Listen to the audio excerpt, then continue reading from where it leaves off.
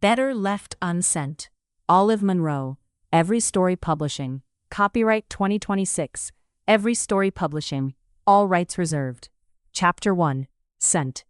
The guitar started at 11:47 p.m.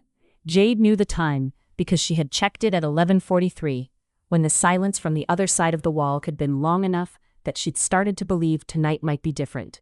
4 minutes of optimism. A personal record. Same 4 chords. Same song. She didn't know the name of the song, but she could have identified it in a lineup.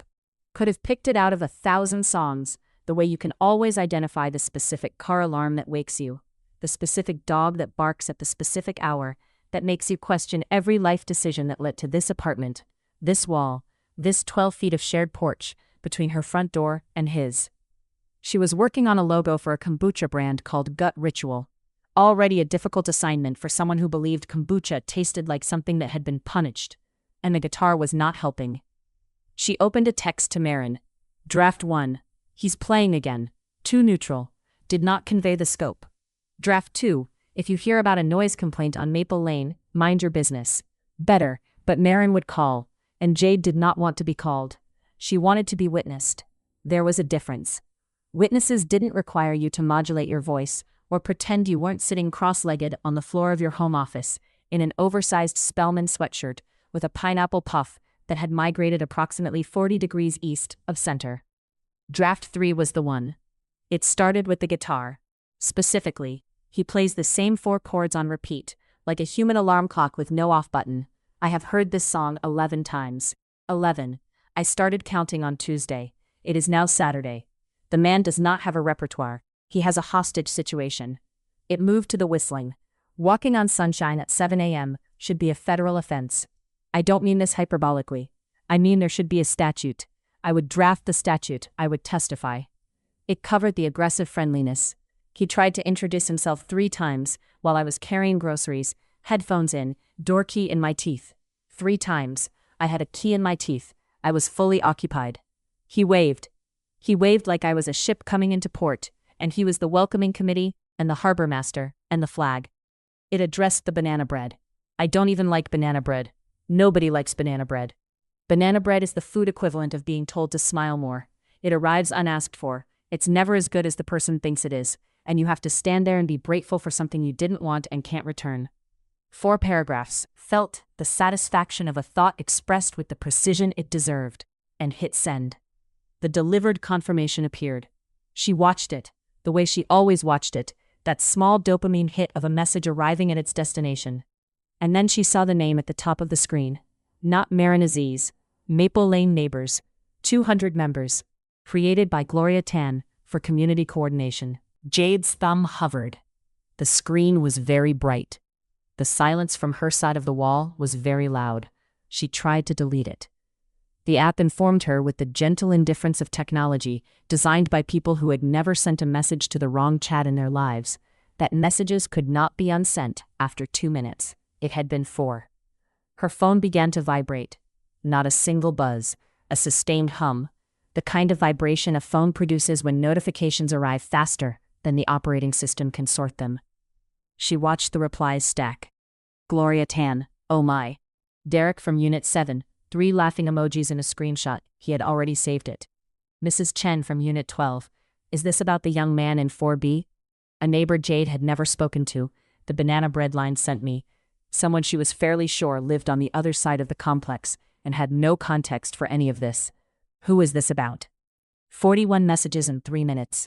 Jade counted because counting was the only thing her brain would agree to do. 41 people had something to say about the worst moment of her life, and every one of them was typing.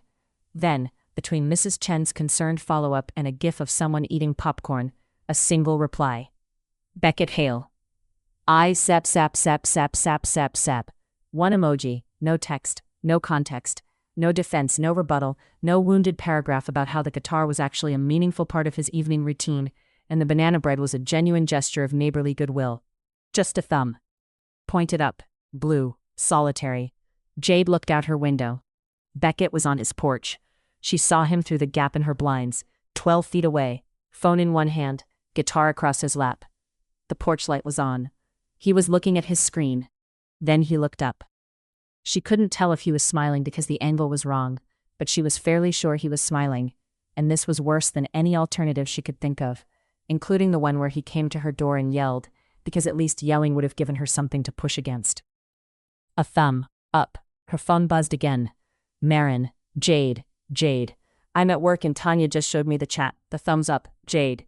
Jade closed her blinds. She sat on the floor of her office with her back against the wall. His wall. The shared wall. The wall through which she heard the ghost of 4 chords and the absence of them. And she pulled up the chat and read her rant one more time. It was well written. That was the worst part. Every line was specific. Every observation was precise. 4 paragraphs of detailed, articulate, quotable grievance aimed at a man whose name she had just learned from a group chat notification, because until this moment she had not bothered to learn it. Because knowing his name would have required acknowledging that the guitar and the whistling and the banana bread and the waving belonged to a person and not a category.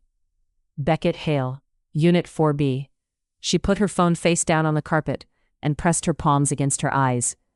She'd been told about this, about what she looked like unedited. An old voice, not quite her own. This is what too much looks like. The kombucha logo stared at her from the screen. Gut ritual, a name that suddenly felt prescient in the worst possible way. Through the wall, nothing. The guitar had stopped. She did not know when it had stopped.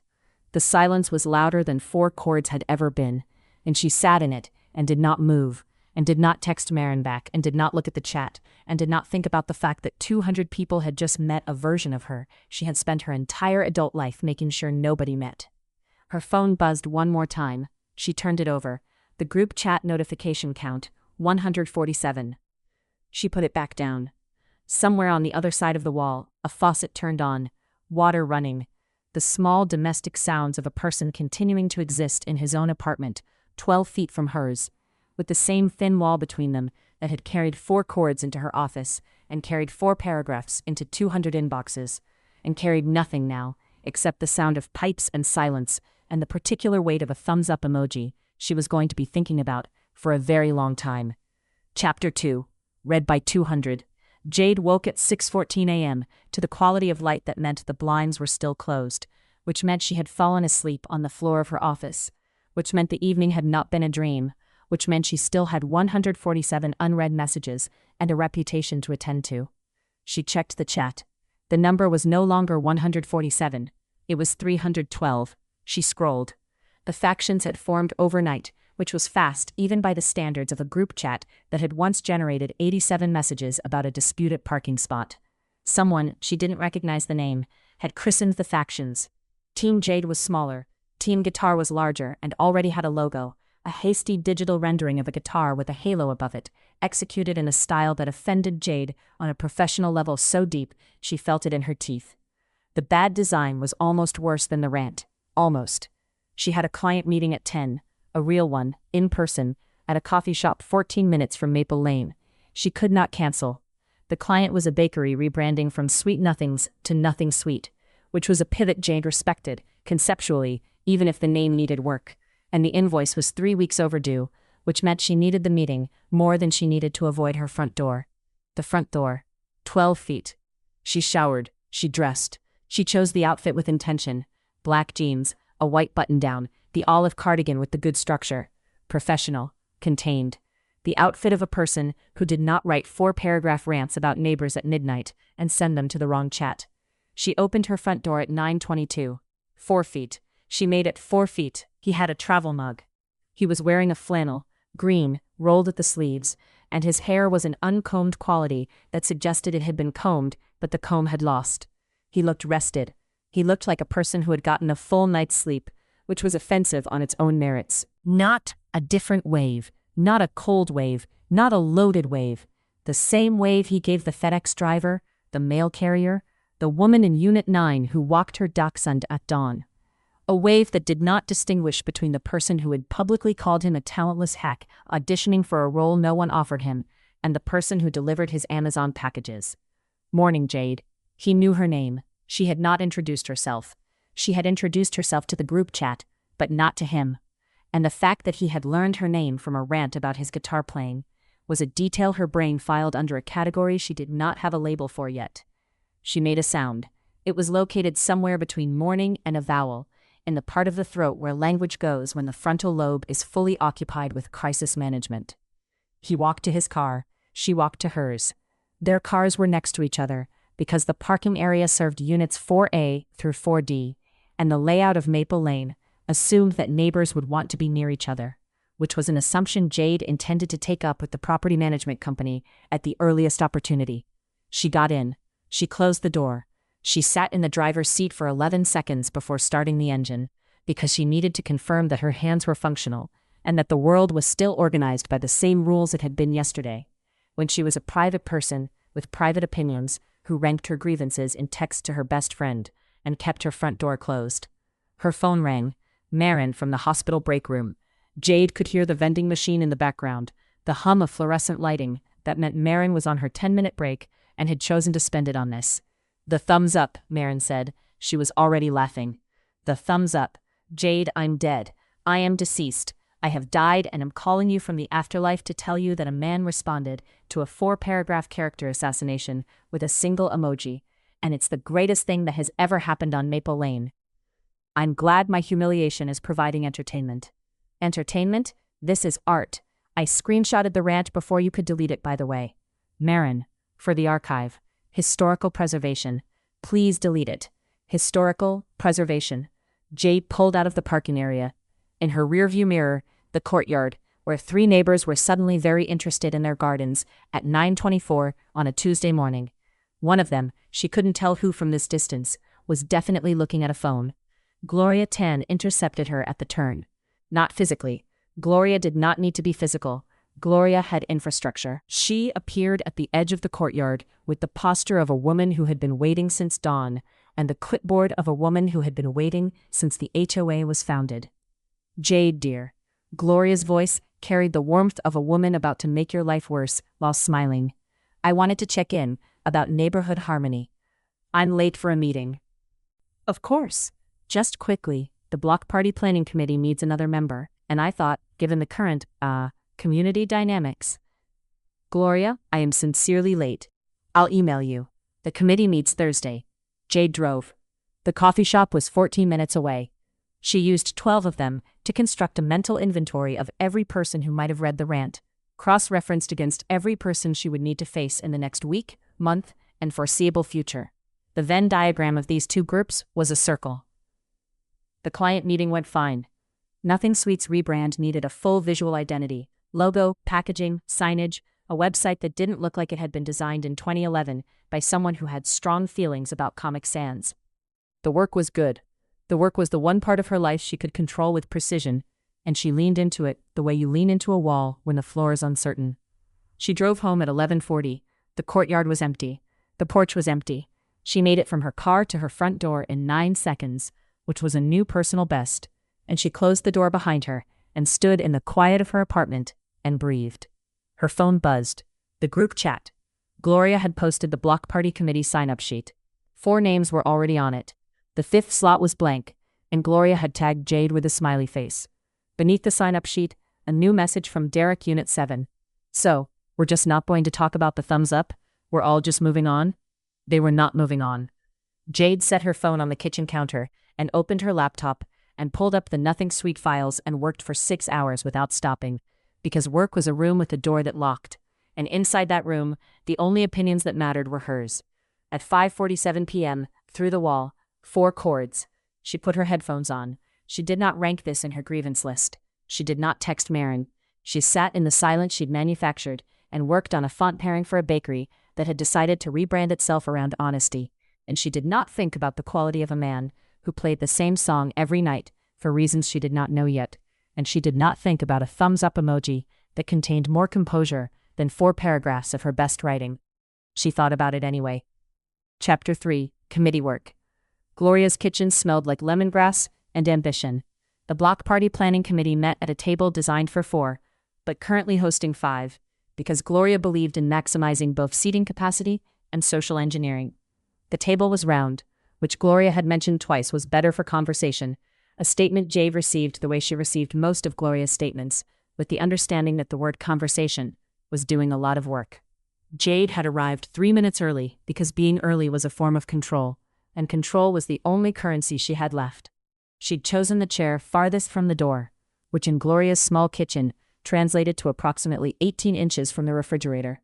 She felt the hum of it through the chair legs. The committee. Gloria. Clipboard and reading glasses and a binder tabbed with color-coded dividers that Jade recognized as a kindred organizational impulse and resented for exactly that reason. Patricia from Unit 11, who brought scones and opinions in equal measure. Derek from Unit 7, who had the energy of someone attending a spectator sport. And Beckett walked in with a plate of banana bread. Of course he did.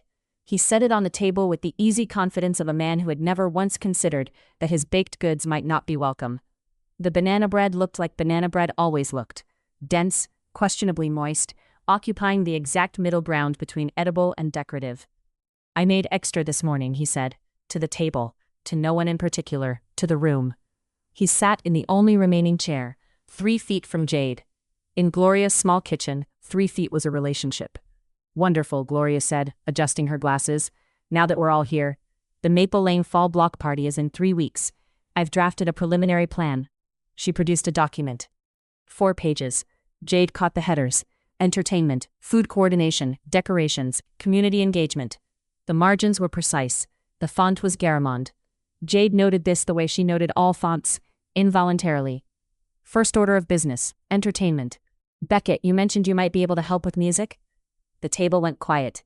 The quiet had a shape, the kind produced by 4 people who were all thinking the same thing, and 1 person who either didn't notice or had decided not to care. Jade watched Derek's eyes move from Beckett to her and back, with the speed of someone watching a tennis match from the good seats. Beckett said, "I've got a speaker, Bluetooth. I can put together a playlist." A pause. "I'm not bringing the guitar," he said. Patricia coughed. Derek took a scone. Gloria made a note on her clipboard with the calm of a woman who had just achieved exactly the outcome she'd engineered. "Lovely. Now, decorations. I was thinking we pair 2 committee members on this. Someone with a design eye, and someone with, let's say, enthusiasm." Gloria looked at Jade. She looked at Beckett. She did not look at anyone else. The looking was surgical. "Jade and Beckett," Gloria said. "Decorations." Nobody at the table was even pretending this wasn't deliberate. Patricia was studying her scone with the focus of someone examining evidence. Derek was smiling into his water glass. Beckett was looking at the banana bread. Jade opened her mouth. "Wonderful," Gloria said. "Moving on. Patricia, food coordination." The meeting lasted 43 minutes. Gloria covered all 4 agenda items, distributed assignments, and collected RSVPs for a pre-party walkthrough. Jade said 11 words total, 9 of which were yes or okay, and 2 of which were how many, referring to the number of tables needed, not the number of hours she was going to have to spend in proximity to Beckett Hale for the next 3 weeks, though that question was also on her mind. The meeting ended. People stood. The kitchen became a hallway, and the hallway became a porch, and the porch became a parking area, and the parking area was where Jade's car was next to Beckett's car, because the universe had committed to this joke with the dedication of a screenwriter on deadline. They walked at the same pace. This was not intentional. Their legs were of comparable length, and neither of them was willing to speed up or slow down, because speeding up would look like fleeing, and slowing down would look like lingering, and both of those were interpretations Jade refused to offer the courtyard, where Patricia was already telling someone about the committee meeting. "For the record," Beckett said, "I can play more than 4 chords." Jade, before she could stop herself. "Debatable." He laughed. Not the polite kind, the kind that arrived without permission, sharp and short and real. And his hand came halfway to his face before he let it fall. And Jade catalogued the gesture. The aborted reach, the way the laugh changed the shape of his face, and filed it nowhere, because she did not have a file for this. "The decorations," he said. "We should probably coordinate." "Probably. Do you want to? I mean, we could text." "About supplies?"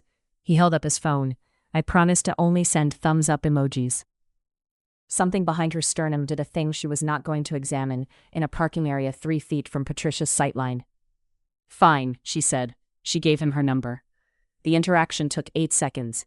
She dictated the digits with the efficiency of someone providing information to a medical intake form, and he typed them with the unhurried steadiness of someone who was either genuinely unbothered or so committed to appearing unbothered that the difference was academic. "Great," he said. "Great," she said. She got in her car. She did not look back. She drove 12 feet, the same 12 feet, always the same 12 feet, to her parking spot, and went inside and closed the door, and stood in her kitchen with her back against the counter, and stared at her phone.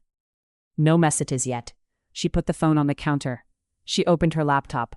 She had 3 client deadlines, a font pairing to finalize, and a kombucha logo that still looked like a crime scene. Through the wall, whistling, the Jeopardy theme, which meant, according to no system she had consciously developed, that he was thinking. She put her headphones on.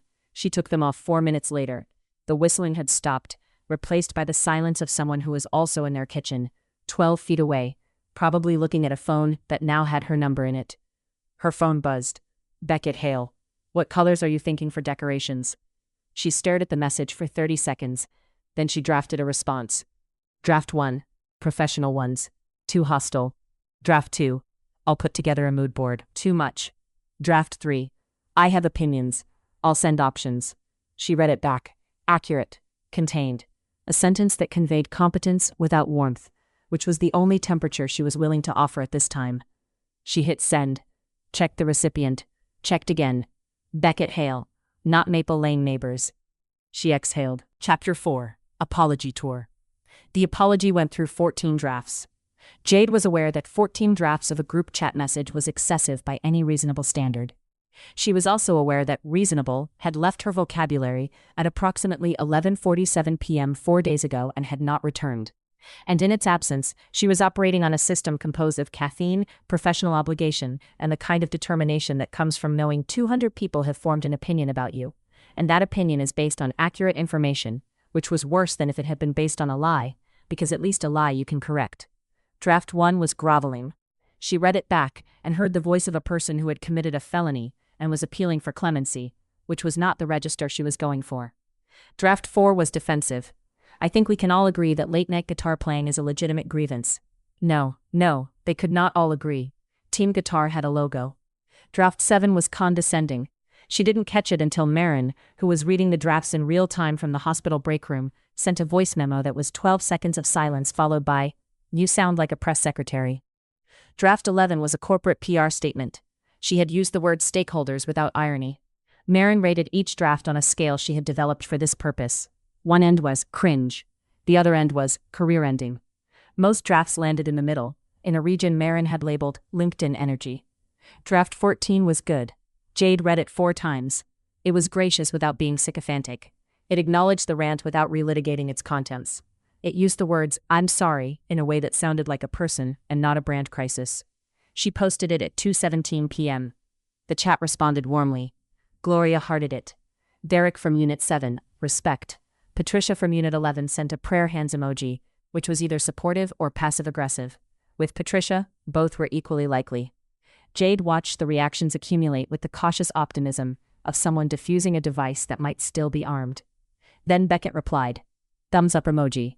The same emoji, same thumb, same direction, same blue. The chat erupted. 43 messages in 90 seconds. Derek, he did it again. Gloria, oh Beckett, someone Jade had never interacted with. This man is an icon. Marin sent a voice memo. 45 seconds of sustained shrieking, escalating in pitch, followed by a wheeze, followed by, I have to go back to work. I'm going to think about this for the rest of my life. Jade closed the chat. She closed her laptop. She put on shoes, the deliberate kind, the ones that said, I am going somewhere with purpose.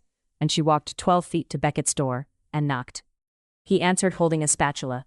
He smelled like burned sugar.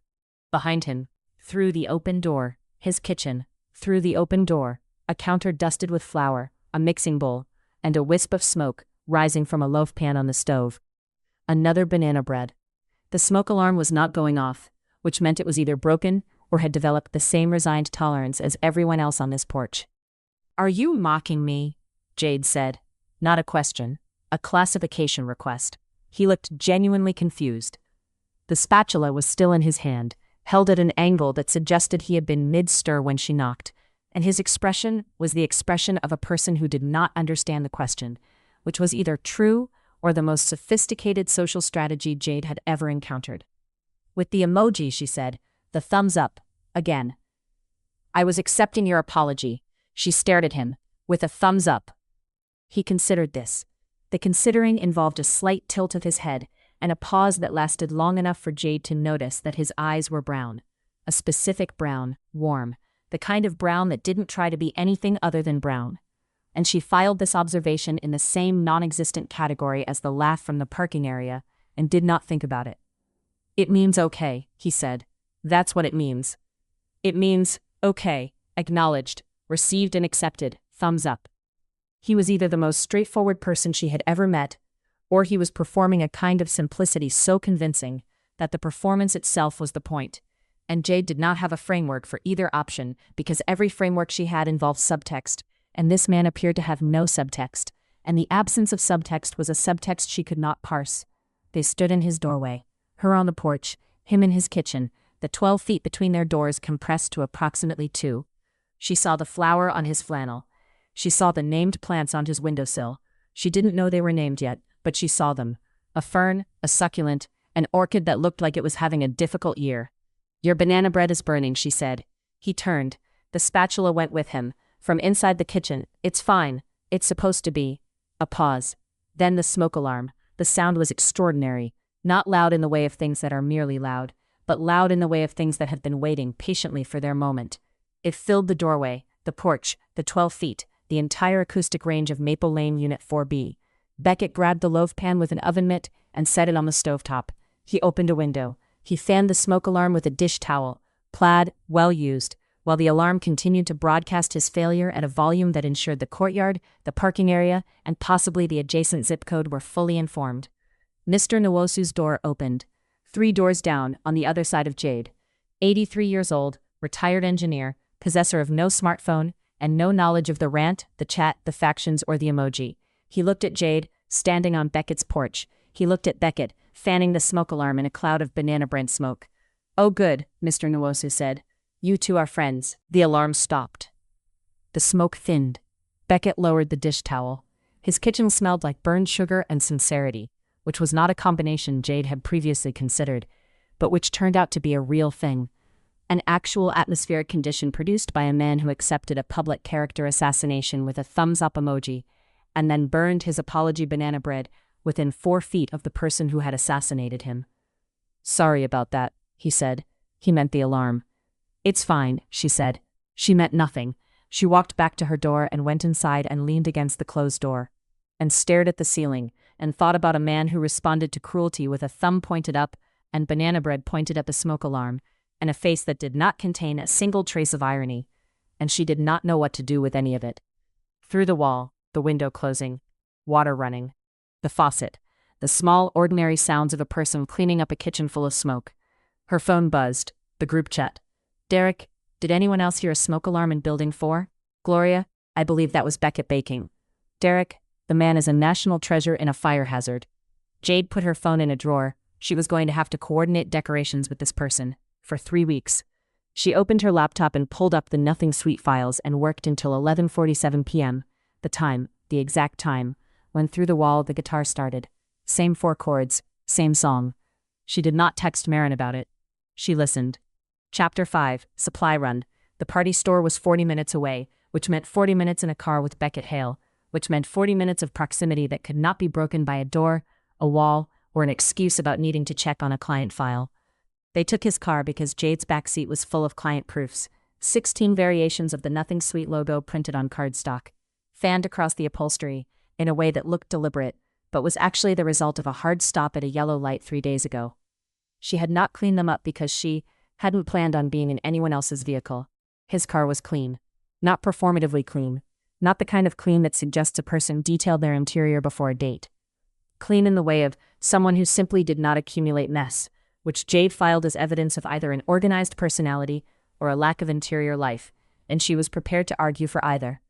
The passenger seat held nothing. The cup holder held a bag of guitar picks, assorted colors, mostly worn at the edges, and the air freshener hanging from the rearview mirror was shaped like a slice of pizza. She looked at it. She looked at it for too long. She looked away. "It was a gift," Beckett said, "from a student. I didn't ask. You were looking at it. It's a visual world." He turned onto the highway. The radio was on, low, tuned to a station that played the kind of music heard in grocery stores and dentist offices. Inoffensive, era ambiguous, the audio equivalent of beige. Then, The opening bars of Walking on Sunshine came through the speakers. They both reached for the dial at the same time. Their hands touched. The contact lasted approximately 1 second. The back of her fingers against the side of his palm, a collision of skin and intent over a volume knob. And then, Beckett changed the station, and neither of them said anything about it. The news station was playing something by a woman with a guitar and a grievance, which was at least thematically appropriate. The party store was called Festive and More, a name that suggested both abundance and an inability to commit to a category. The interior was organized by event type. Birthday occupied the first 3 aisles, wedding the next 2, graduation a corner that smelled faintly of metallic confetti, and general celebration the vast middle territory where block parties presumably fell. Beckett headed for the streamers. Jade followed, because following was marginally less awkward than leading, and because she wanted to see what he would reach for first, as a diagnostic of his aesthetic sensibility. He reached for neon, lime green streamers, electric blue tablecloths, a banner that said "Party Time" in a font Jade could only describe as aggressively jovial. Impact bold, probably, or something worse, something custom, something designed by a person who believed capital letters and primary colors were a substitute for taste. She held up the banner. This is a crime. It's festive. It's an assault on human vision. It's a block party, not a gallery opening.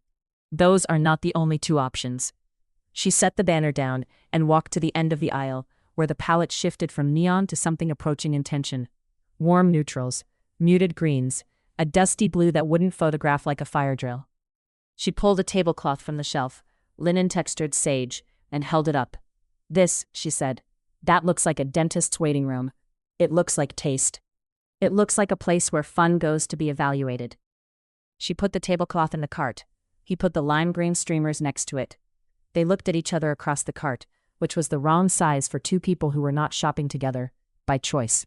And the aisle was narrow, and a woman with a toddler in the child seat of her own cart was trying to get past them. And the moment lasted exactly long enough for Jade to notice that Beckett was enjoying this.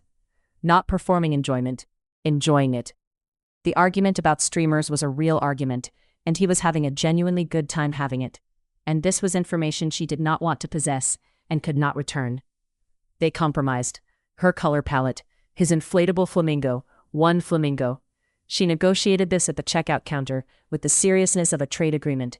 And the cashier, a teenager with the expression of someone who had seen everything and was seeing something new, rang them up without comment. Holding the flamingo box. This is a single flamingo event. Noted. I mean it, if I arrive at the block party and there are 2 flamingos, I would never. He smiled. Not the automatic one. Something smaller, less practiced, aimed at the ground between them. She saw it and looked at the flamingo box, and wondered when she had started cataloging the variations and how this man smiled. And whether that was a hobby she should disclose to a professional. The drive home was different. They'd used the supply run, the streamers, the flamingo, the volume knob, and something underneath the banter had shifted, the way ground shifts after rain, settling into a different shape. The conversation got quieter, less structured. He asked how long she'd been freelancing. She said 4 years. He asked if she liked it.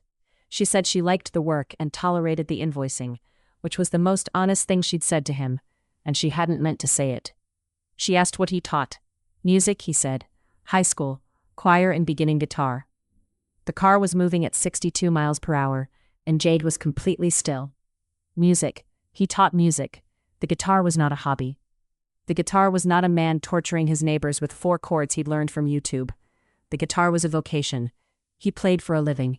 He went to a building every day and taught teenagers to play the same instrument she had publicly, to 200 people, called a hostage situation. She didn't say anything. The silence was 10 seconds, maybe 12. And in those 12 seconds she felt the rant rearrange itself in her memory. The same words, the same sentences, but landing differently now, hitting surfaces they hadn't hit before. He was watching the road. She could tell, from the corner of her vision, that he was also watching her go quiet, and that he knew why. I shouldn't have called it a hostage situation, she said.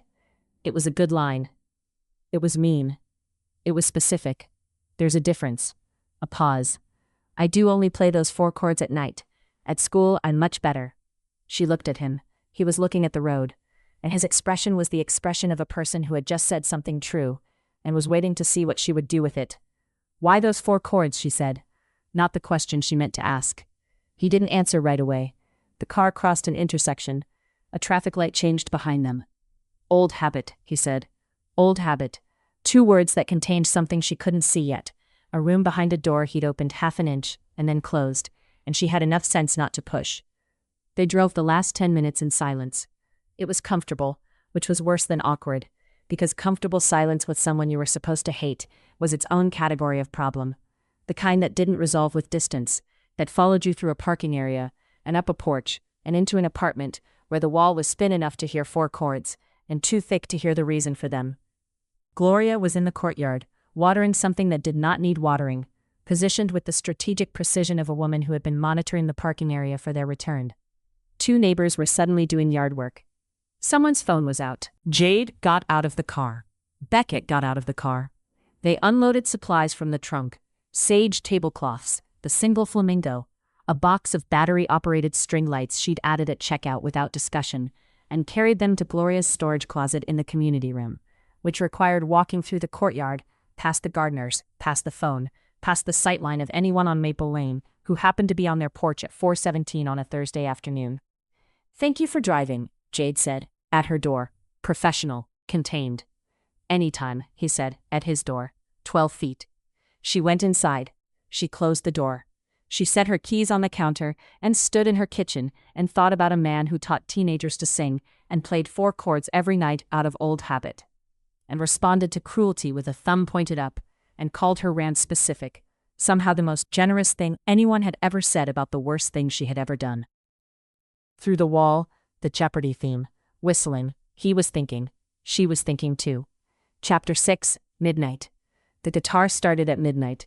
Jade knew because she was already awake, already at her desk, already deep in the kind of work that happens after dark, when the client's feedback has been incorporated, and then rejected, and then incorporated again, and the logo is almost right but not quite, a pixel off, a curve that won't settle. She heard the first chord through the wall, and reached for her phone. She opened a text to Marin. Triple-checked the recipient. Checked again. Marin Aziz. Not Maple Lane neighbors. She was never making that mistake again. She'd sooner verify the recipient of every text she sent for the rest of her natural life than experience the kind of death that comes from watching 200 notifications stack on a screen. She started typing. The guitar again. Same 4 chords. Same. The playing shifted. Not the 4 chords. Something different. A melody she hadn't heard before. Slower, more deliberate, with spaces between the notes that felt intentional. The way a rest in music is not silence, but a held breath. The song was gentle, patient, built to be heard through walls, through distance, through the kind of night that requires something softer than a pop song, and more specific than silence. A lullaby. Jade set her phone down. The text to Marin sat unsent, cursor blinking, and she put her hands flat on her desk and listened. Through the wall, beneath the guitar, his voice. Not words she could make out, just the register. Low and steady, the voice you use with someone who is afraid. Someone who needs to hear that you are there, and that you are not going anywhere, and that the night is a fixed duration with a guaranteed ending. The voice you use with someone you love. The lullaby lasted 12 minutes. She didn't count on purpose. She counted because her clock was in her sightline, and counting was the thing her brain did when the rest of her was occupied with something it didn't know how to process. Then, silence. The guitar stopped. The voice stopped. Through the wall, the soft sound of a phone being set on a surface. He had been on the phone, playing for someone, at midnight, through a phone, the same 4 chords that weren't 4 chords at all, but a lullaby for a person she couldn't see, in a voice she had never heard him use. She did not send the text to Marin. She did not rank this in her grievance list. She did not draft a single syllable about it. She sat at her desk, with the logo that was almost right, and the cursor that was still blinking, and the wall that was still thin, and she looked at the screen and saw nothing on it. The kombucha logo stared back. Gut ritual. She closed the file. She went to bed at 1:14 a.m. and lay in the dark and listened to nothing. No guitar, no voice, no 4 chords, and the nothing was full in a way silence hadn't been before. Full of a lullaby she wasn't supposed to hear, and a gentleness she hadn't earned the right to witness. The next morning, the mailbox cluster. Jade had timed her trip to the mailbox for 7:38, which was early enough to avoid the courtyard traffic, and late enough that the pre-work rush had cleared. She had a system. The system had worked for 3 weeks before the rant, and was now operating under duress, but it was still a system. Beckett was already there. Of course he was. He was holding his mail, a stack of envelopes, and a catalog for something called The Plant Parent that confirmed a suspicion Jade had been developing, and he was wearing the same flannel he always wore, or a different flannel that looked identical, which raised questions about his wardrobe that she filed under irrelevant, and moved on. He waved. The wave. "Morning, Jade." She had a line ready, something about the midnight concert, something light, deflecting, the kind of comment that would acknowledge the guitar without acknowledging what she'd heard beneath it. She had the line composed. She had the delivery planned. She didn't say it. "Morning," she said. She took her mail from the cluster, a credit card offer, a dental reminder, a postcard from a non-profit she'd donated to once and would now be hearing from until one of them died. And she turned to go inside. She didn't make the guitar joke. She didn't make any joke. She just said, "Morning," and took her mail and walked the 12 feet back to her door. And the absence of the joke was so unusual, so outside the pattern they'd established. Jade sharp, Beckett warm, the choreography of it, that the absence itself was a sound. Beckett watched her go. She knew this because she felt it, the attention of someone who had noticed that a pattern broke. He was standing at the mailbox cluster holding a credit card offer and a plant catalog, and he didn't say anything else, but his silence had a shape to it. A question he wasn't asking, a door he wasn't pushing. She stood in her hallway with a dental reminder in one hand, and the other hand pressed flat against the wall, his wall, the wall through which she had heard a lullaby 12 hours ago, and she breathed. Chapter 7. Block Party. The block party was Gloria's masterpiece. 200 Maple Lane residents in the courtyard after dark, spread across folding tables and lawn chairs, and the loose clusters that form when neighbors who primarily interact through a group chat are forced to occupy the same physical space. Jade's string lights hung across the courtyard, warm white exactly as she'd planned, and at the center of everything, lit from below by a path light, stood the single inflatable flamingo. It was 4 feet tall. It was pink. It had the expression of a bird that had seen things. 3 people had already taken selfies with it. Gloria had assigned Jade and Beckett to co-run the lemonade and snacks booth, because Gloria believed in maximizing both hydration and social engineering. The booth was a folding table, 2 pitchers, a stack of cups, and approximately 4 square feet of shared workspace. The line for lemonade was suspiciously long. Jade had been tracking this for 40 minutes. The same faces cycling through. Derek from Unit 7 on his 3rd cup. A woman from Building 6, who came through twice and both times ordered with the slow deliberation of someone who was not here for the lemonade. They were rubbernecking. 200 people had read the rant, formed factions, watched the apology and its thumbs-up sequel, and now the 2 principals were standing 2 feet apart dispensing beverages, and the line was a viewing queue. Nobody was this thirsty. Jade poured. Beckett handed out cups. They fell into a rhythm without discussing it. She filled, he passed. She refilled, he restacked. The kind of coordination that happens between people who have been in each other's orbit long enough for the body to learn something the mind hasn't agreed to. "You two work well together," someone said. Jade didn't catch who. The voice came from the line aimed at both of them and neither. Both of them stiffened. The rhythm broke. Jade's pour went slightly wide, a splash on the sage tablecloth, and Beckett's hand paused mid-pass, and for 10 seconds they were 2 people caught doing something they weren't doing, somehow more incriminating than if they had been. A child spilled lemonade on Beckett's shoes. He looked down. He looked at the child, who was 6 or 7 and mortified. "These are my lemonade shoes," he said, seriously. They needed more lemonade. The child laughed. The moment passed. The rhythm resumed. Around 9 o'clock, the line thinned. Not gone, but the evening rush had passed, and for a few minutes, there was no one waiting at the booth. Just the 2 of them behind the folding table, the string lights overhead, the flamingo standing watch. Jade was refilling the pitcher. Beckett was stacking cups. "For the record," Beckett said, "I like the rant." He said it at normal volume, not a whisper, not a low aside. He said it the way he said most things, as if the information were simply true and there was no reason to lower his voice about it. Jade set the pitcher down. It was well written," he said. "Mean but well written." He was looking at the cups, stacking them with the same unhurried attention he gave everything. The banana bread line was a highlight. She stared at him. The courtyard noise filled the space around them, Derek was laughing at something behind her. The flamingos stood in the string-like glow and witnessed none of this, which felt like a failure of its primary responsibility. "You're serious," she said. "I'm always serious." A beat. Mostly. The line reformed before she could answer. A family of 4 arrived, kids reaching for cups. The rhythm resumed. She poured, he passed. They did not discuss the rant again for the rest of the evening, and she did not look at him directly. And the declaration sat between them like a cup someone had filled and set down and neither of them had picked up. The party wound down around 10:30. Gloria declared it a success. The flamingos survived cleanup. Jade drove 12 feet to her parking spot, went inside, stood in her kitchen with the lights off. He had set it in the open, under the string lights, at normal volume, not in a dark corner, not in a manufactured moment, set it between one cup and the next, the way he said most things, as if truth didn't require a stage. She went to bed. In the dark the sentence came back. I liked the rant, something more honest than the wave. She had been wrong about the when. Chapter 8, Porch. The photo appeared in the group chat at 9:47 a.m.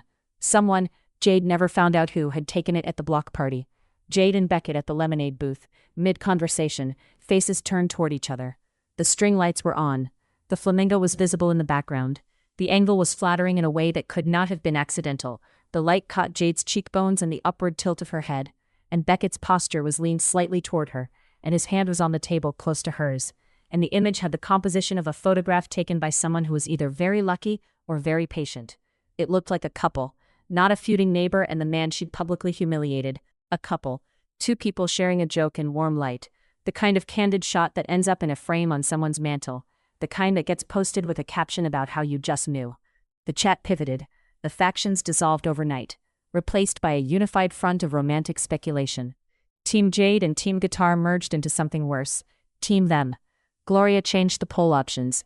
The old poll, will Jade and Beckett become friends, was replaced by a new one with options Jade couldn't bring herself to read in full, though she caught the phrases "by the holidays" and "I give it 2 weeks." Marin sent the photo to Jade privately. No caption, no commentary, just the image, sitting in the chat like evidence. Jade zoomed in. She examined the angle of her own body language, the tilt, the lean, the exact degree of her head turn.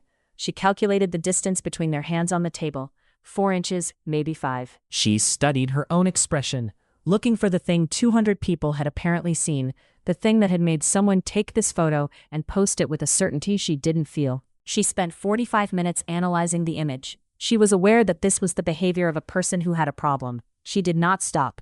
Beckett came to her door that evening. Not banana bread, cookies, a plate of them, misshapen, unevenly browned, the kind produced by someone who followed a recipe with enthusiasm and without precision. The plate was ceramic. The ceramic was blue.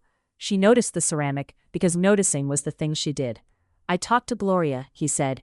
He was standing on his side of the porch, which put him at 6 feet instead of 12. Halfway, the geography of a visit.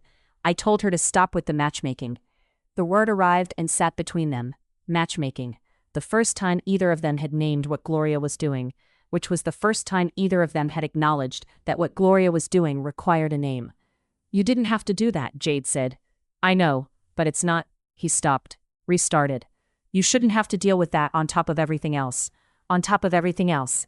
The rant, the chat, the factions, the photo. He said it like a favor, a boundary he'd set for her comfort. The gesture was kind. The kindness was what made it difficult, because kindness from Beckett Hale was not a surprise. Kindness from Beckett Hale was a law of physics. But this particular kindness was aimed directly at her, with her name on it, and the aim changed the nature of the thing. She was touched. She was immediately annoyed at being touched. The 2 emotions existed simultaneously, stacked on top of each other, and she felt them both and could not resolve them into a single feeling, because they were not a single feeling. They were 2 feelings, and she was having both. Thank you, she said. She meant it. She took a cookie. He stayed. She didn't ask him to. He didn't announce his intention. He sat on his step, his side of the porch, his 12 feet, and she sat on her step, and the distance between them was the width of 2 stoops, and a gap that had once felt like a moat, and now felt like a couch. They talked about nothing. The block party, the flamingo, which someone had already asked Gloria to make a permanent installation. His taste in streamers, which she maintained was an ongoing public safety concern. Her client work, the bakery rebrand, the kombucha logo she'd finally finished, a new project for a dog-walking startup that wanted a logo featuring a greyhound wearing sneakers. Sneakers, he said. On a greyhound. Does the greyhound like the sneakers? The greyhound is a dog. The greyhound doesn't have opinions about sneakers. The greyhound has 4 feet. That's 4 sneaker opinions. She laughed. She didn't plan to. It came out the way his laugh had in the parking area. Unscheduled, involuntary, the kind that escapes before the management can approve it. She heard herself laugh and felt the porch shift beneath her, felt the evening shift, felt the gap between them shift into something she could not measure with the tools she had. It was the easiest conversation she'd had in a year. No performance, no audience, just 2 people on a porch at dusk, talking about sneakers on a greyhound, while the courtyard emptied and the string lights from the leftover party decorations came on automatically, because Gloria had set them on a timer. A neighbor walked by with a dog, saw them. The neighbor's eyes moved from Jade to Beckett and back with a speed that was not subtle. Jade felt the spotlight turn on. Not a real spotlight. The other kind. The awareness of being seen, of occupying a frame that someone else was composing, of being content, the word she was most afraid of, for other people's consumption. An old thought moved under the new one. She was not managing this. Not the angle, not the warmth, not the way she had been sitting on someone's porch, laughing without planning to. The unedited version of herself, the one she'd been told needed work. An old instruction, arriving in someone else's voice. She stood. The ease dropped away. She felt it go, warmth leaving a room when a window opens. One moment she was sitting on a porch laughing about sneakers. The next, she was standing, and the standing was a wall, and the wall was the same wall it had always been, the one between the version of her that wanted to stay and the version that knew what staying looked like to an audience. They're going to talk, whether we're sitting here or not, Beckett said. He was still seated, still on his step. His voice was quiet, not cheerful, honest. I know, Jade said. She went inside. She closed the door. Through the wall, through the 12 feet, silence. The particular silence of a person who is still sitting on a porch where someone just left. Chapter 9. Power out. The thunderstorm knocked out power to Jade's side of the building at 8:23 p.m. She was mid-project. The dog-walking logo, the greyhound, the sneakers, the startup founder's belief that a cartoon dog in athletic footwear would communicate both speed and fun, which were 2 concepts Jade had been trying to reconcile in a single vector image for the better part of 3 hours.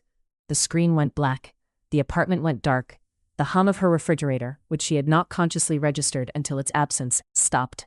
She sat in the dark and considered her options. Option 1. Wait. Power outages on Maple Lane lasted anywhere from 20 minutes to 4 hours, depending on the cause and the utility company's interpretation of priority. Her laptop had 43% battery. The project was due at 8 a.m. 43% was not enough. Option 2. Go somewhere. A coffee shop. The library. Anywhere with working outlets and overhead lighting, and the absence of a man who lived next door. Option 3 was the one she did not want to think about, so she thought about it for 12 minutes, which was the exact amount of time it took for her professional deadline to outweigh her personal reservation.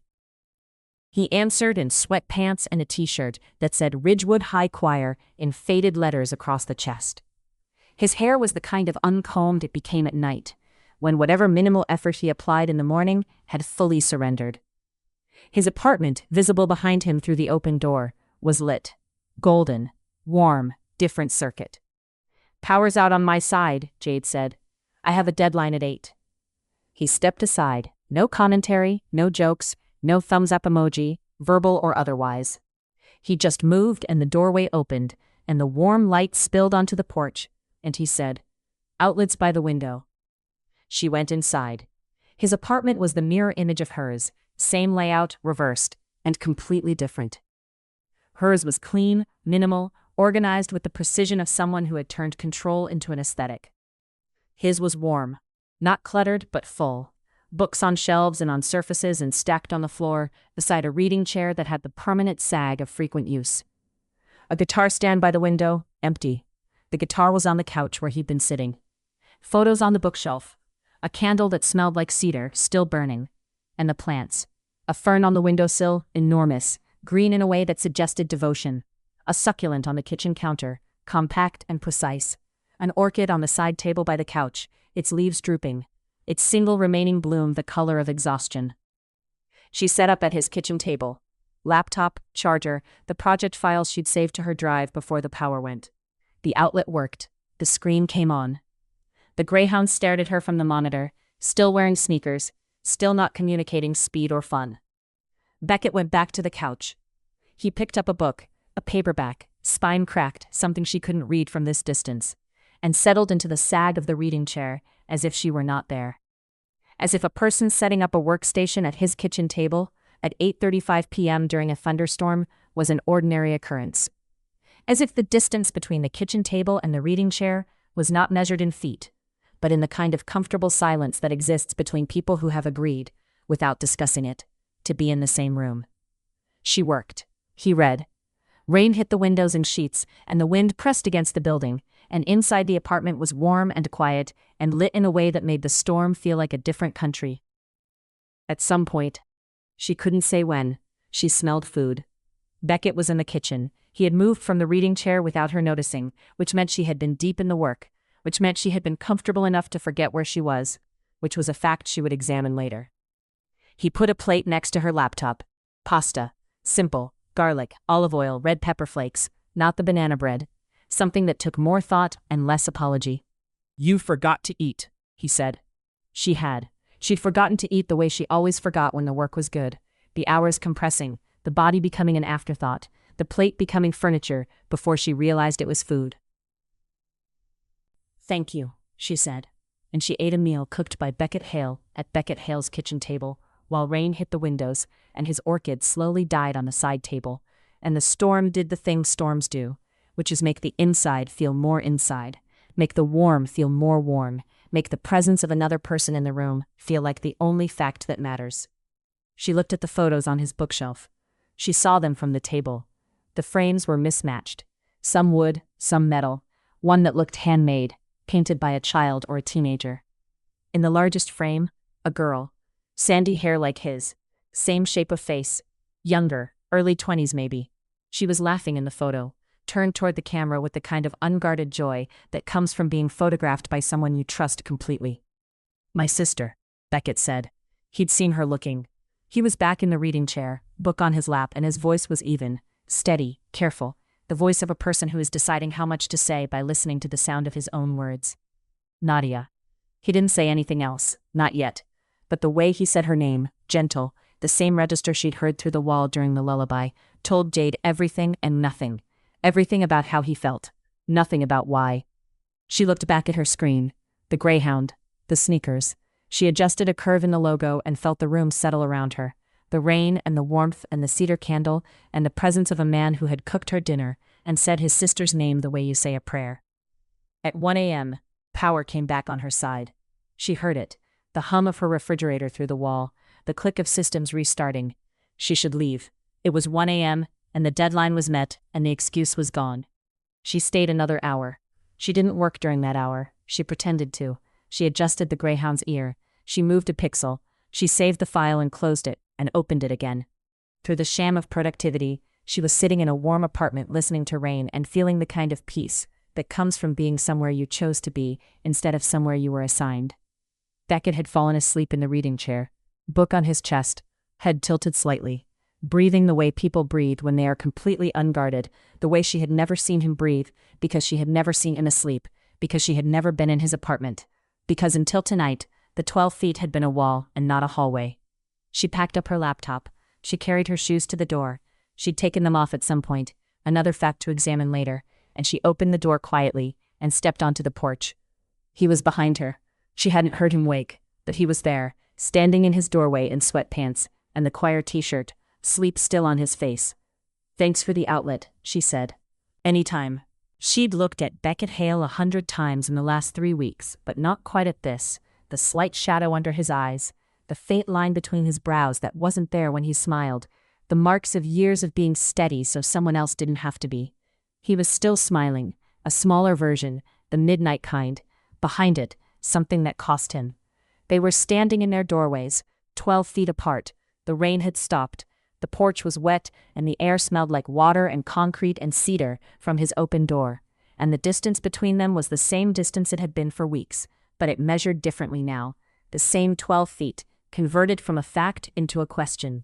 She went inside. She closed her door. Chapter 10, Nadia. Jade met Nadia in the courtyard on a Wednesday. She was heading to check the mail, 2:14 p.m., off-peak, consistent with the system, when she heard a voice she didn't recognize from the direction of the benches. Bright, fast, the kind of voice that runs ahead of its own sentences, not from carelessness, but from the particular urgency of someone whose thoughts move faster than speech can follow. The voice belonged to a young woman sitting on the courtyard bench, with her knees drawn up.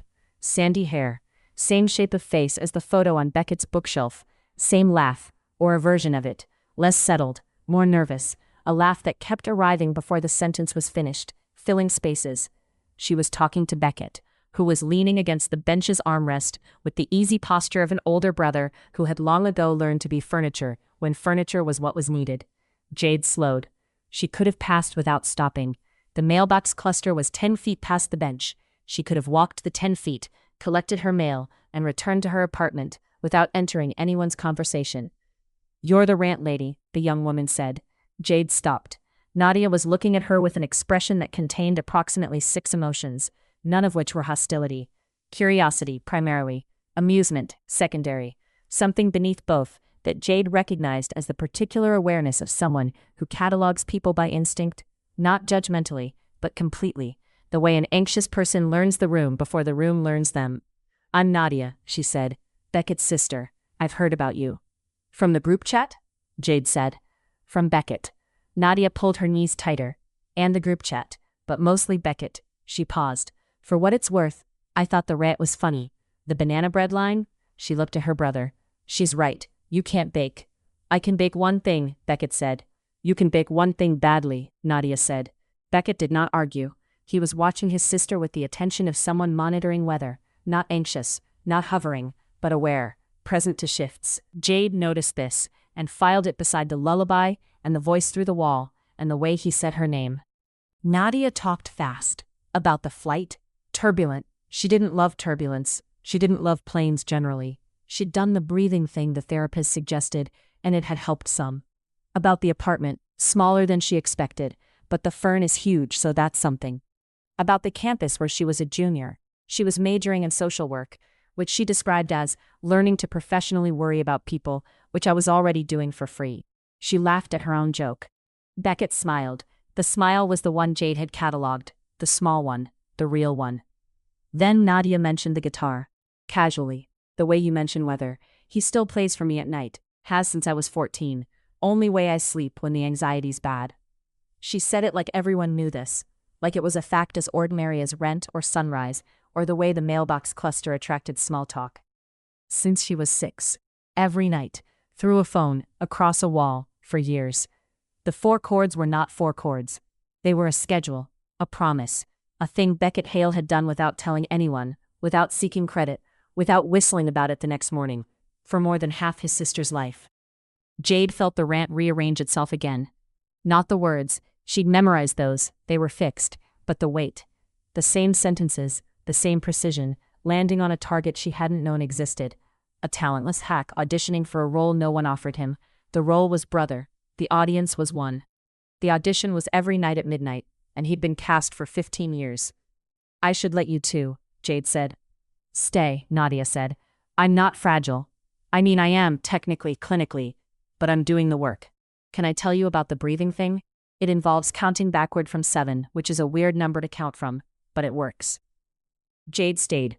She sat on the courtyard bench with Beckett's sister and listened to a description of a breathing technique that involved counting backward from 7, and also a visualization of a safe space, which Nadia's therapist had suggested should be a beach, but which Nadia had replaced with a Trader Joe's because it's the only place I never feel judged.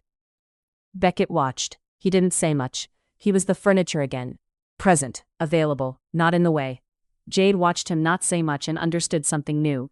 His silence was not the absence of engagement. It was the most attentive thing she'd ever seen. Later, Jade went to Beckett, not his door. She found him in the courtyard setting up folding chairs for something Gloria had organized, a movie night, projected on a bedsheet strung between 2 posts, which was exactly the kind of event Gloria would organize, and exactly the kind of event that would result in Jade and Beckett being assigned adjacent seats. His hands paused on the chair he was unfolding. A small stiffness. The first she'd seen from him, that wasn't the cheerful stiffness of someone maintaining a performance, but the real kind. The kind that lives in the muscles, and comes from a place deeper than a smile can reach. I didn't know, Jade said. Why you play at midnight, what it's for. He unfolded the chair, set it down, unfolded another. His movements were deliberate, the same way his playing was deliberate, paced, measured, the rhythm of a person who has learned that steadiness is the thing people need from him. She's better than she used to be, he said. He was looking at the chair, not at her. But some nights are still bad. Jade sat down in the chair next to the one he was setting up. She didn't plan to. Her body made the decision while her mind was still composing approaches, still drafting sentences, still doing the thing she always did, editing, revising, making the words safe before they left. I'm sorry, she said. Not group chat sorry, not 14 drafts sorry. The kind of sorry that didn't have a draft number because it didn't need one. It came out plain, unedited. The version of her she'd been told to hide. Beckett was quiet. The courtyard was empty except for the chairs and the two of them, and the bedsheet flapping in a breeze that smelled like cut grass and someone's dinner. It's the thing I'm most proud of, he said. He was looking at the sky. That she calls me every night. That she still needs it. The words sat between them on the bench in broad daylight, in a courtyard where anyone could walk through, where Gloria could appear at any moment with a clipboard and a question about seating arrangements. He said them without lowering his voice, without checking the perimeter, without the dark. This was the first time Beckett had said something about himself that wasn't wrapped in cheer or deflected with a joke or filed under fine. The weight of it sat on the bench between them, and neither of them tried to move it. Jade looked at her hands, she looked at the chairs, she looked at the bedsheet that was going to show a movie to neighbors who had formed factions about her love life, and she felt something shift in the space between what she knew about Beckett Hale and what she had said about him to 200 people. The rant was not a funny anecdote. It was not a mortifying mistake. It was a cruelty aimed at the tenderest part of someone's life by a person who had not bothered to learn his name before she described his character to everyone they both knew. She sat with that. She did not soften it. She did not draft a more comfortable version. I didn't know, she said. I know, he said. They set up the rest of the chairs in silence. It was a different silence than the ones before. Not comfortable, not awkward, but honest. The silence of two people who had just exchanged something real, and were sitting with the weight of it without trying to make it lighter. Chapter 11. Shipped. Gloria changed the group chat name to Maple Lane Lovers at 6:14 a.m. on a Monday. The HOA made her change it back by 8:30, but by then the screenshot had been saved by at least 40 people, and the new name was less a label than a declaration of community consensus. The neighborhood had pivoted. Jade felt it the way you feel weather change, not in a single event but in the aggregate, a shift in pressure, a rearrangement of the atmosphere. The courtyard had lasted longer. The group chat comments had migrated from pointed to encouraging. Derek from Unit 7 had printed Team Guitar t-shirts, actual t-shirts, with actual ink, and 3 people were wearing them on a Tuesday morning, as if this were a reasonable use of a garment. Mr. Nwosu, who owned no smartphone and had no context for any of this, noticed the t-shirts on his morning walk. He stopped at Beckett's porch. What is Team Guitar? He asked. It's a band, Beckett said. I prefer jazz, Mr. Nwosu said, and continued his walk. The shipping was worse than the feuding. Jade had not anticipated this. The factions had been uncomfortable, but they had been oppositional. Team Jade and Team Guitar on opposite sides of a line, with Jade's discomfort as the subject and her dignity as the casualty. She could work within that framework. She could be the person the neighborhood was watching to see if she'd apologize, if she'd fight, if she'd retreat. The shipping had no adversary. 200 people wanted the same thing, and the thing they wanted was for Jade Okafor to fall in love with Beckett Hale in front of them. And the want was cheerful and collective and impossible to push against, because you cannot argue with people who are rooting for your happiness. You can only stand in the spotlight and feel the particular panic of being wanted in a direction you haven't chosen yet. Someone started a countdown clock. Jade did not know a countdown to what, and she did not ask. A walk through the neighborhood, Thursday evening, the hour when the light goes gold, and the courtyard empties, and the only people on the path are dog walkers and the kind of neighbor who takes walks for the purpose of being visible. They were walking, talking. She had not planned the walk. She'd been heading to the community mailbox, the secondary one, 2 blocks from the complex, the one she used when the courtyard mailbox felt too observed. And Beckett had been heading somewhere too, and their trajectories had intersected at the courtyard gate, and he'd said, "Mind if I walk?" And she'd said, It's a public sidewalk. And that had been the invitation. They were talking about music. His students. A sophomore who had arrived tone-deaf in September and was now singing in tune, which Beckett described with the careful pride of someone who understood that the achievement belonged to the student and the patience belonged to him. Jade asked how you teach someone to hear pitch. He said, you give them a note and ask them to find it. Then you wait. Some people find it fast. Some people need a while. The note doesn't change. She was thinking about what that meant. The note doesn't change. And what it might mean if you applied it to something other than music. When a flash of light came from a second-floor window. A phone. Someone had taken a photo. From a window. Of the two of them walking. The photo was in the group chat within minutes. The caption, spotted, enemies to lover's arc, in real time. Jade stopped walking. She opened the chat. She read the caption.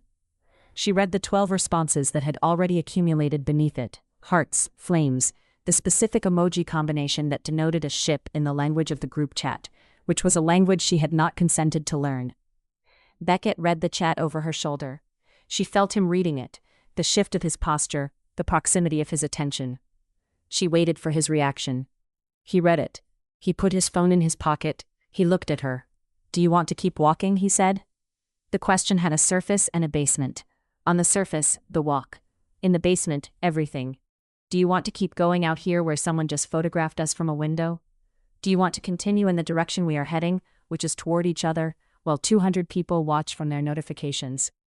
I don't know, she said. She meant the walk. She also meant everything. They walked back. The silence was full. Marin cornered her at 10 p.m. Marin did not knock. Marin had a key, because Jade had given her a key 18 months ago, when Jade's life was organized differently, and the key was a practical matter and not an instrument of emotional intervention. Marin was on the couch. Jade was in the kitchen, boiling water for tea she didn't want, because making tea was an activity, and activities were a defense against conversations she felt approaching. You like him, Marin said. Jade poured water.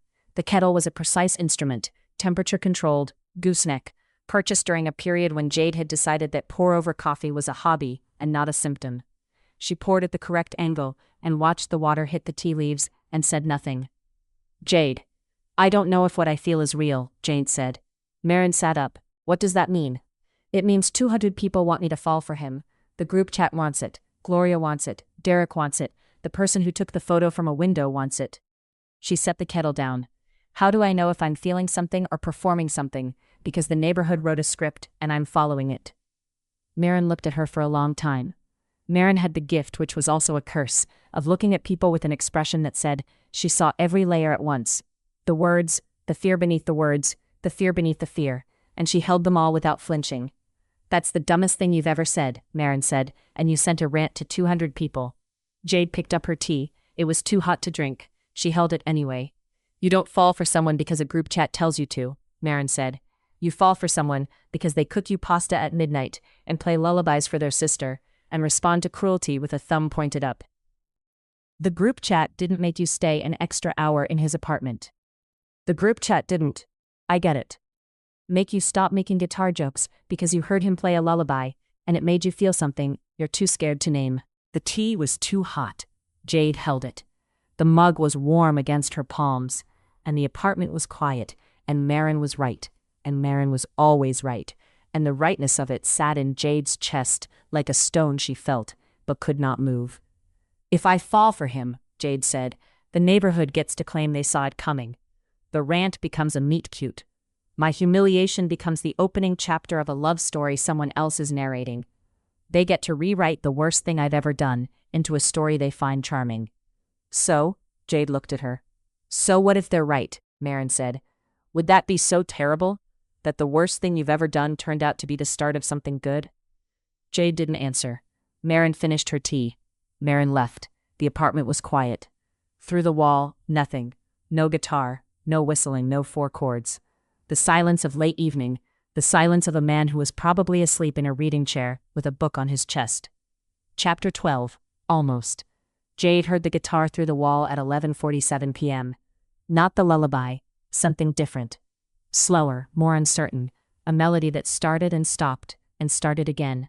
The sound of a person composing, finding notes by trial, the way you find words when you're writing something that hasn't existed before. She went outside. She didn't plan to. She didn't put on shoes. She didn't check the chat or the porch light or the courtyard sightlines. She opened her front door and sat on her porch step in pajama pants and the Spellman sweatshirt and the pineapple puff that had fully surrendered to gravity, and she listened. The music came through the wall and through the open air, louder from outside, clearer.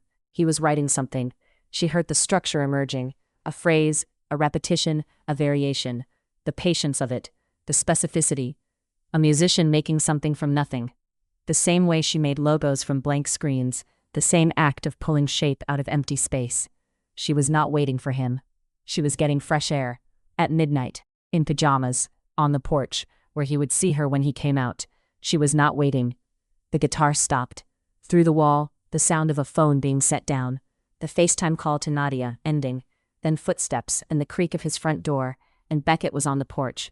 He saw her. He stopped. He was holding a mug. She saw the shape of it in his hand, the steam rising in the porch light. He sat on his step. His side. "Hi," he said. "Hi."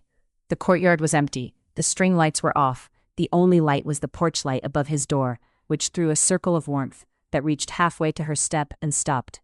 "The new song," she said. "I heard you working on it." "Through the wall?" "Through the wall." A pause. He drank from his mug. She watched the gesture, the tilt, the sip, the way he held the mug with both hands. She was cataloging again, and she was not going to stop, and she was not going to pretend she wasn't doing it. "Can I ask you something?" she said. "You can always ask." The thumbs up. The first one. "Why?" He was quiet. The question had been sitting in her for weeks. Not why the emoji, which she'd asked before, but why that? Why the single thumb? Why the least reactive response available, aimed at the most reactive thing she'd ever done? "I didn't know what else to say," he said. "You weren't wrong about most of it. I do whistle too much." "You whistle constantly." "I know. It's a problem. The kids at school time me." He was looking at the courtyard, not at her. "The rant was the first honest thing anyone on the street ever said to me. Everyone else is so polite, I can't tell what they're actually thinking." He turned, looked at her. His face in the porch light was stripped of the performance. No wave, no banana bread, no cheerful steadiness. He looked tired. He looked like a person who had been being fine for a very long time, and was in this moment deciding to be something else. "You," he said. "I always know." The words landed. Not in her ears, somewhere lower, somewhere behind the sternum. In the place where things settle when they're too heavy for the surface. "You, I always know." He was telling her that the rant, the unedited, sharp, mean, specific version of her, was the version he trusted. The version that was real. The version he liked more, not less for its edges. She was not aware of moving. One of them moved, or both did, and the 12 feet was no longer 12 feet. It was 6, then 4, then the distance between two people sitting on the same porch in different pools of light, close enough to see each other's faces clearly, close enough that she could smell the tea in his mug, and the cedar from his apartment, and the clean plain soap she'd noticed during the power outage. He was not smiling. For once he was not smiling, and the absence of the smile was the most honest thing she had ever seen on his face. The same face she had described to 200 people as aggressively pleasant, and which was, in this moment, not pleasant at all, but something more specific, and more frightening. Open. A porch light across the street flicked on. Beckett's posture shifted. Hers would have too, a week ago. The light was a light, and whoever had turned it on could look if they wanted. She didn't move. She felt him notice. A small adjustment in his stillness, a breath taken, held, released. And then they were simply on the porch, and the courtyard could watch if it wanted. "What does it sound like?" she said. "The new song." He thought about it the way he thought about most things, without hurry, trying different angles. "Like something I've been working toward for a while," he said, getting close. The string lights clicked off. It was late. She should go inside, shoes off, door closed, the familiar sequence. The porch light above his door was still on, throwing its circle wide enough to reach both steps, and staying in the light meant something neither of them had named yet. She didn't move. He didn't either. He set down the mug. The courtyard stayed empty. Something between them shifted, not the air exactly, but what the air was holding. "Good night," Jade said. "Good night," Beckett said. She went inside. She closed the door. She stood in the dark with both sentences, that one and the moment on the porch where she hadn't stepped back, and the staying felt like its own kind of answer. Chapter 13. Thumbs up emoji. Gloria brought the flyer to Jade's door on a Tuesday. She knocked twice. Brisk, efficient, the knock of a woman who had things to organize and a clipboard to prove it. And when Jade opened the door, Gloria was already talking. Fall Festival, October, the courtyard, string lights, a chili cook-off, a band, Beckett students obviously, and a pumpkin carving station that Gloria described with the logistical intensity of someone planning a military operation rather than a neighborhood potluck. "I need a designer," Gloria said. She held up a sheet of paper, a draft flyer, hand-drawn, with the spatial awareness of someone who believed clip art was still a viable design strategy. The letters were crooked. The pumpkin looked like a deflated basketball. "You're a designer." "I am," Jade said. "I'd like the flyer to be professional, eye-catching, something we can post in the lobby and send in the chat." Gloria paused. The pause had a shape. "And I'd like you and Beckett listed as co-chairs." The sentence landed. It landed the way sentences land when they contain an assumption so large that the words themselves seem too small to carry it. "Co-chairs," Jade said, "of the festival committee. You're already on it, he's already on it. You work well together, everyone says so." Everyone. 200 people. The same 200 who had watched from windows and printed t-shirts and changed a group chat name and started a countdown clock to a destination no one had bothered to name. Everyone said so. Everyone had opinions. Everyone was narrating a story Jade hadn't agreed to star in. "Gloria," Jade said, "it's just a flyer. Your names, side by side, with a pumpkin." "It's not just a flyer." Gloria looked at her. Gloria had the shrewdness of a woman who had lived in the same apartment complex for 11 years and had seen every iteration of neighbor drama the building could produce. She knew exactly what the flyer was. The flyer was a public document. The flyer would go to 200 people. The flyer would say in 14-point font that Jade Okafor and Beckett Hale were a unit, co-chairs, paired, official. "You're right," Gloria said. "It's not just a flyer, but the festival still needs one." Jade took the draft. She looked at the deflated basketball. She looked at the crooked letters that said Maple Lane Fall Festival in a font that did not exist in any design system on Earth. "I'll think about it," she said. Gloria left. The draft sat on Jade's kitchen counter for 4 hours. She walked past it 11 times.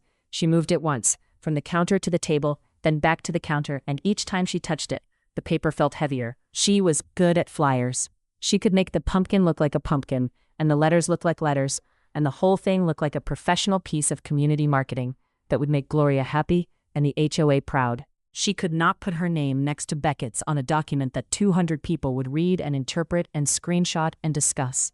200 people reading it. 200 versions of the voice they had first said clearly and once, "This is what too much looks like." She could not be content. She found Beckett on the porch at 7 p.m., his side, reading.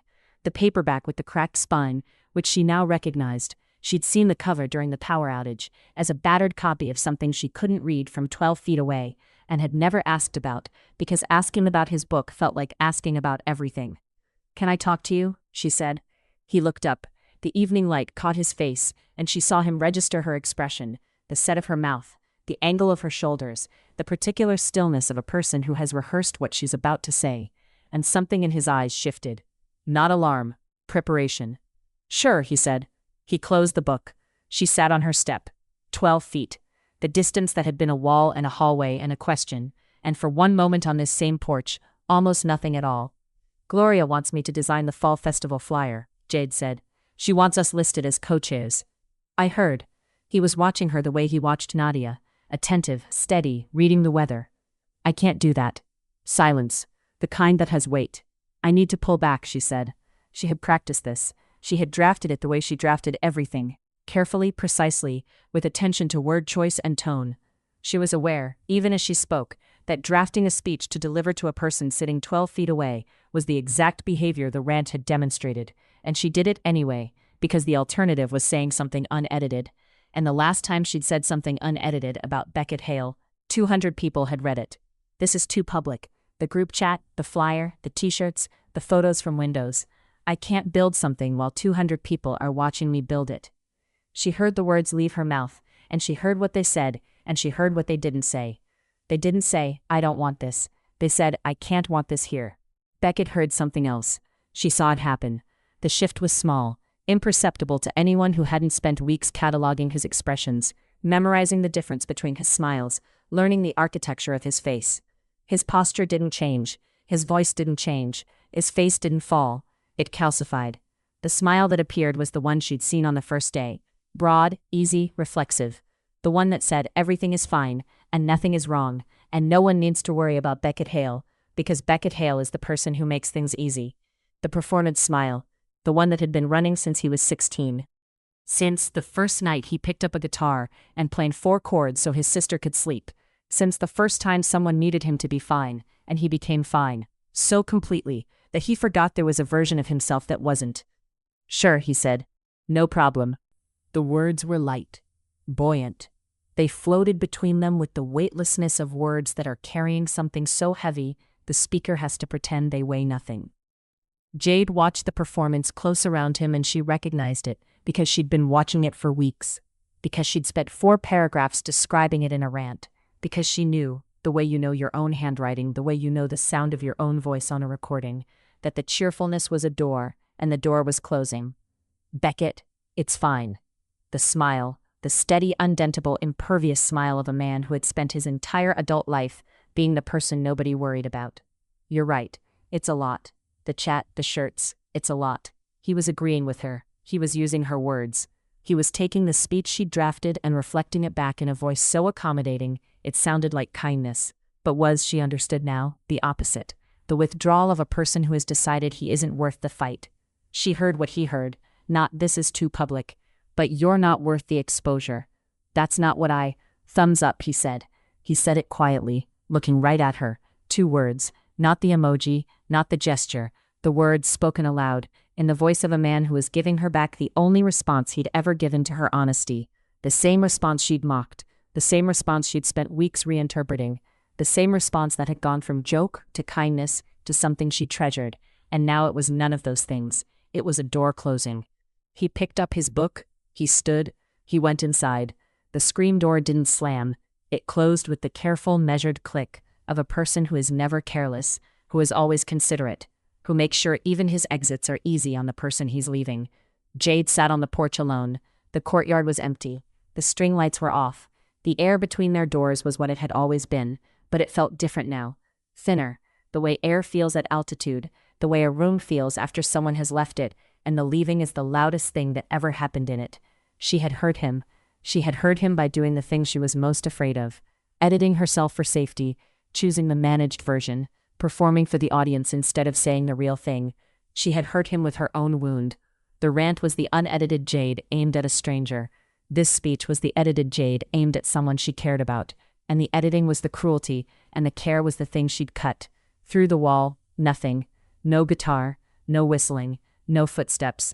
The silence of the man who was being fine on the other side of the wall, and the fineness was a wall thicker than plaster.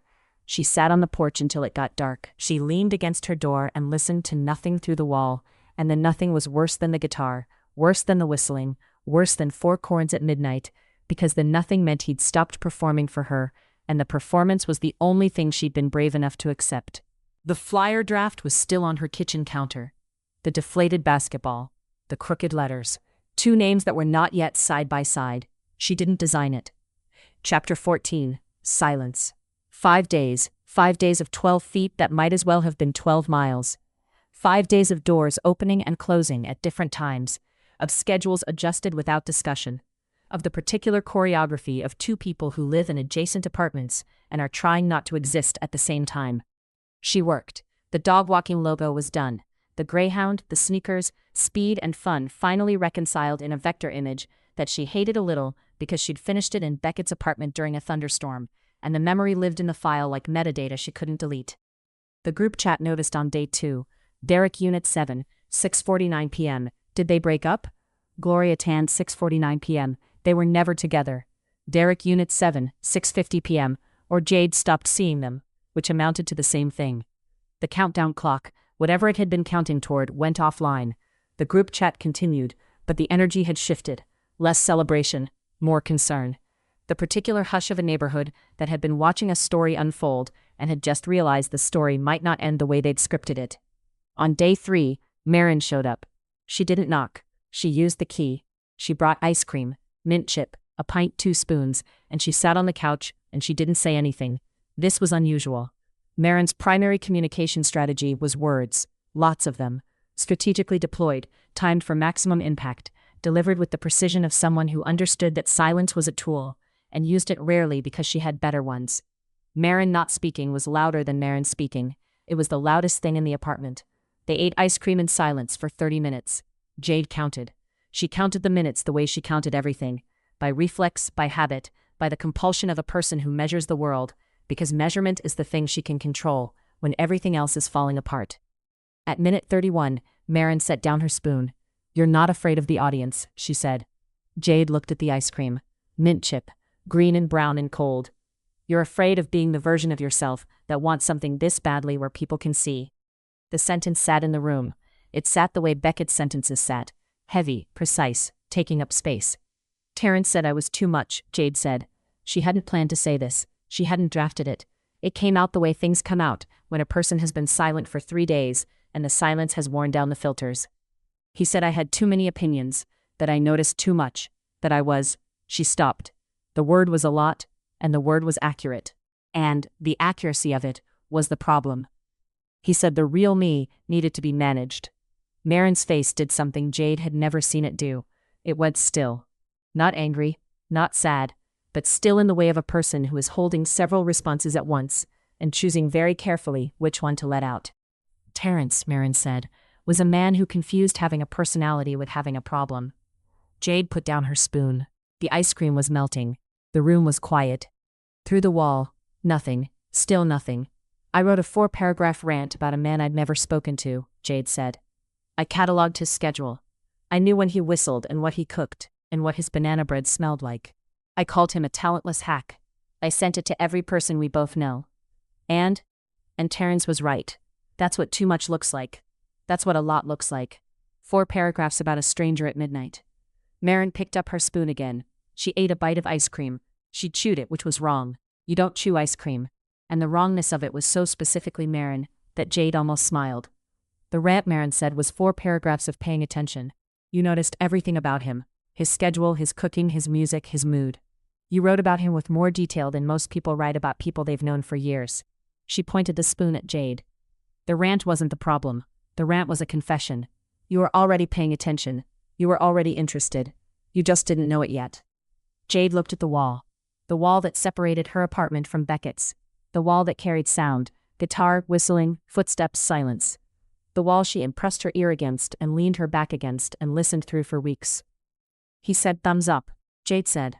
"On the porch, when I told him I needed space. He said it out loud, like a word, and then he went inside." Marin set down the spoon. "What did it mean?" "It meant I'm fine and you don't have to worry about me. It meant the same thing it always means. It meant he's retreating into the version of himself that's easy for everyone and real for no one."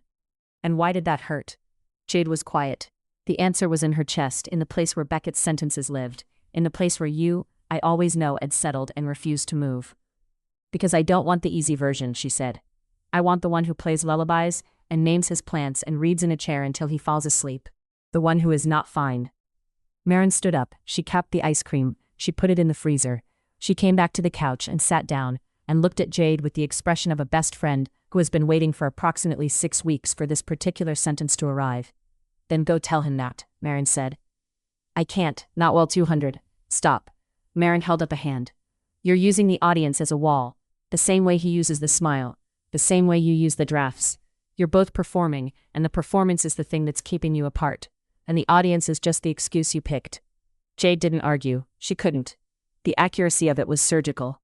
The apartment was quiet. The ice cream sat in the freezer, melting into something it wasn't meant to be. She ran into Mr. Nawasu at the mailbox cluster Saturday morning. He was coming back from his garden, a trowel in one hand, unhurried.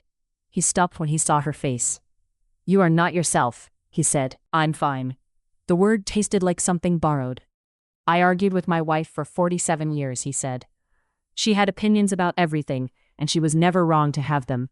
He held her gaze. "The people who are happy for you are the ones that matter. This has always been true." He nodded, the way he ended every conversation, and continued down the path. Jade stood at the mailbox with a credit card offer in her hand, and the sentence settling into the weight she was already carrying. That night, she heard the guitar. 11:47 p.m. Through the wall. The 4 chords, the lullaby, the one for Nadia. Still playing, every single night, no matter what. She pressed her back against the wall and listened. The guitar played. The chords were steady. The rhythm was the rhythm of a person who had made a promise and was keeping it. Not because it was easy, not because it was convenient, not because someone was watching, but because the promise was the thing, and the thing didn't stop being true because something else hurt. He was still playing for his sister. 5 days after Jade had sat on the porch and given him a speech she drafted for safety, and watched his face close like a book. 5 days of silence and avoidance, and 12 feet of distance. He was still playing. The constancy of it, the stubbornness of it, which was what you called consistency when you were impressed. The absolute, infuriating, heartbreaking refusal to let anything, not a rant, not a rejection, not the total collapse of whatever had been building between them, change the fact that at midnight, his sister needed 4 chords, and he would play them. Jade sat on the floor with her back against the wall and listened to Beckett Hale play a lullaby for someone he loved, and she understood, finally, the thing she had been trying not to understand. The rant was 4 paragraphs about a man she'd claimed she didn't care about. 4 paragraphs of precise observation. 4 paragraphs of paying attention, with the kind of detail that only comes from watching someone closely, learning their patterns, memorizing their rhythms. 4 paragraphs written at midnight, by a woman who was, by her own later admission, sitting on her kitchen floor because she couldn't sleep because a man was playing guitar through a wall. The rant was never a complaint. It was a confession. She opened her laptop. She opened a new file. She started writing. Not a rant, not a draft, not a speech. Something else. Something she didn't have a name for yet. Something that started with, I wrote 4 paragraphs about a man I claimed I didn't care about. She wrote until 3 a.m. She didn't edit. She didn't revise. She didn't check the word count or adjust the tone or soften the edges. She wrote the way the rant had been written. Fast, honest, with the specificity of a person who notices everything and has stopped pretending that noticing is a flaw. When she was done, she had something that looked like a letter and felt like a leap and sat on her screen, glowing in the dark. She closed the laptop. She didn't send it. Not yet. Chapter 15. Sent again. 2 days. The flyer was still on the counter. She had not designed it. Jade spent 2 days building it. She was a graphic designer. Words were her side effect, not her medium. The rant had been text, a raw, unformatted, midnight explosion of sentences, lobbed into a group chat with no visual strategy, no layout, no consideration of how the words would look on a screen. The rant had been content without design. The apology, if that was even the right word for what she was making, would be both. She worked in her apartment with the door closed and the blinds drawn, and the focus of a person who is building something that terrifies her and is channeling the terror into kerning. The piece was a single image, formatted for the group chat, designed with the care she gave her best client work. She used her own fonts, her own color palette, her own illustration style, clean, precise, the visual vocabulary of a woman who had spent her career making other people's messages look good, and was now, for the first time, designing one of her own. It started with the thumbs-up emoji. She redrew it, by hand, digitally, with her stylus and her tablet and the attention to detail that her clients paid her for and that she was now giving away for free. The thumb was anatomically correct. She'd studied references, and the nail of the thumb was a heart. Small, not cartoonish. The kind of heart that a designer puts in the negative space. The kind you only see if you're paying attention. The kind that says, I did this on purpose. Below the emoji, text. Not a paragraph. A list, formatted like a client presentation, with headers and hierarchy, and the specific design language of a woman who could not help being a lot, even when she was apologizing for being a lot. A ranking of Beckett Hale's qualities, compiled by the woman in Unit 4B, who should have knocked on his door before she wrote about him to 200 strangers. 1. Plays lullabies for his sister every night. Has for 15 years. Has never mentioned this to anyone. Was never going to. 2. Responded to 4 paragraphs of public character assassination with a single thumbs-up emoji, which is either the most restrained or the most generous thing a person has ever done with a phone. 3. Whistles, constantly, in a way that is technically annoying and structurally evidence that he moves through the world expecting it to be good. 4. Makes terrible banana bread and brings it to people anyway, because kindness doesn't need to be competent to be real. Below the list, in smaller type, in the font she used for the things that mattered most, I wrote 4 paragraphs about a man I claimed I didn't care about. I've never written 4 paragraphs about anything I didn't love. The rant was real. So is this. This time I meant to send it. She looked at the piece on her screen. She'd been looking at it for 2 days. She'd adjusted the spacing 14 times. She'd changed the font weight twice. She'd moved the heart on the thumbnail by 2 pixels, then moved it back. It was good. It was the best thing she'd ever designed. It was also the most terrifying thing she'd ever designed, because every other piece of design she'd produced in her career had been for someone else. Someone else's logo, someone else's brand, someone else's message. And this one was hers. Her message, her voice, her face, not a client's on the work. 11:30 p.m., through the wall, the guitar, the 4 chords, Nadia's lullaby. The nightly appointment that had not been interrupted by silence or distance or the collapse of whatever had been building on the porch. The guitar stopped. The FaceTime call ended. The apartment next door went quiet. 11:47 p.m., the exact time of the original rant. She'd checked. She'd gone back through the group chat and found the timestamp. 11:47 p.m., 6 weeks ago, on a night when she couldn't sleep because a man was playing guitar through a wall, and she was angry because she didn't know why it bothered her, and she was wrong about the reason. She posted it. The image appeared in the group chat. 200 people. The same 200 who had read the rant. The same 200 who had watched the fallout, the apology tour, the committee meetings, the porch conversations, the walk that was photographed from a window, the silence that had lasted 5 days. The same 200. A different message. Her phone buzzed. Once, twice, then continuously. A cascade of notifications, the chat responding in real time, the way it had responded to the rant, the way it always responded when Jade Okafor did something in front of everyone. She didn't read the responses. She sat in the dark and her phone buzzed, and she let it buzz. The image was in the chat. 200 people were looking at it, at the lullaby, at the thumbs up, at the heart in the thumb's nail. It was done. She had made herself visible in the most permanent way she knew how, and the only thing left was the door. She put on shoes. She opened her door. She crossed the 12 feet. She knocked. He opened the door. He was holding his guitar in one hand. Nadia's call had just ended, and his phone in the other. His phone screen was lit. She saw the group chat notification. He'd seen it. He was not smiling. For once, for the first time since the porch, since thumbs up spoken aloud as a closing door, he was not smiling. He was not performing. He was not fine. He was standing in his doorway, in sweatpants and the Ridgewood High Choir t-shirt, with the guitar in his hand and the phone in his hand, and an expression on his face that she had never seen, because it was the one he kept behind the smile, the one the smile existed to cover, the one that was too real for the performance to hold. She looked at him. He looked at her. 12 feet was 0 feet. She was standing at his door. "I have opinions," she said. "I notice everything, and I write rants at midnight, and I catalog people's schedules, and I know what time you leave for work, and what time you come home, and what your banana bread smells like, and that you sing in the shower on Thursdays. And I'm told, by people who should have known better, and by myself, who should have known better than that this makes me a lot." She was not drafting. She was not revising. She was standing on a porch at midnight saying things she had not edited, and the lack of editing was the point, and the point was sharp, and it was aimed at the space between them, like a bridge she was building in real time. Beckett set the guitar against the doorframe. He put his phone in his pocket.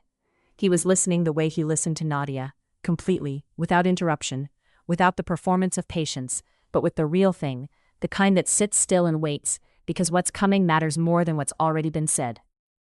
"The rant was the realest thing I've ever written," Jade said, "and I sent it to the wrong people, and I aimed it wrong, and I hurt you with the sharpest version of myself, because I didn't know the sharpest version of myself was also the most honest, and the honesty was about you, and the about you part was the thing I didn't want to see."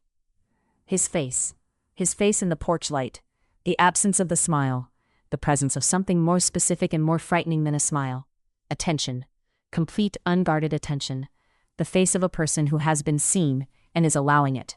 "I read the rant," Beckett said. "I know. I read this one too." His phone buzzed in his pocket. Hers buzzed in her hand. 200 people 12 feet away, losing their minds behind glass screens, while the 2 people at the center of the story stood on a porch in pajamas and said things that mattered. Neither of them looked down. "The thumbs up," Jade said. "The first one, in the group chat, after the rant. Yeah. It was the best response anyone has ever given me to anything." He blinked. The sentence landed on him the way his sentences landed on her.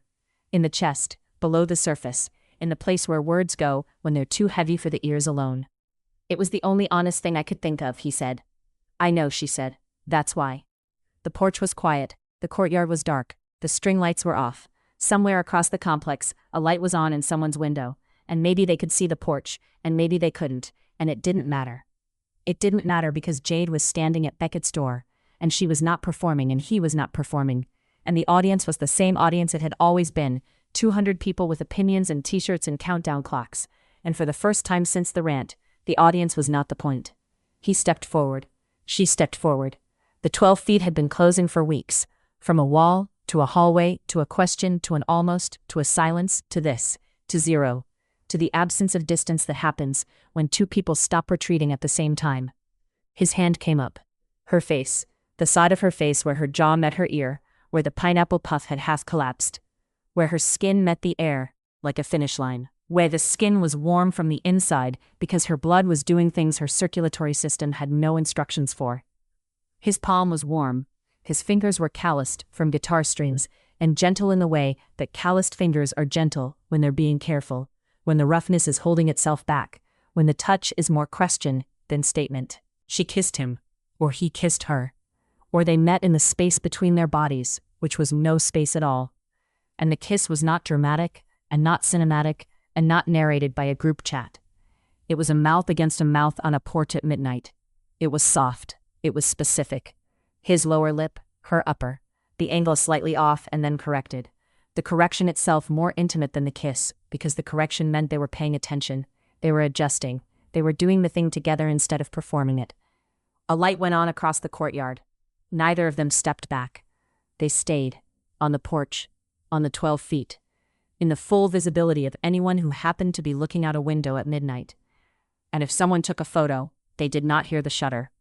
And if someone posted it, they did not check the chat.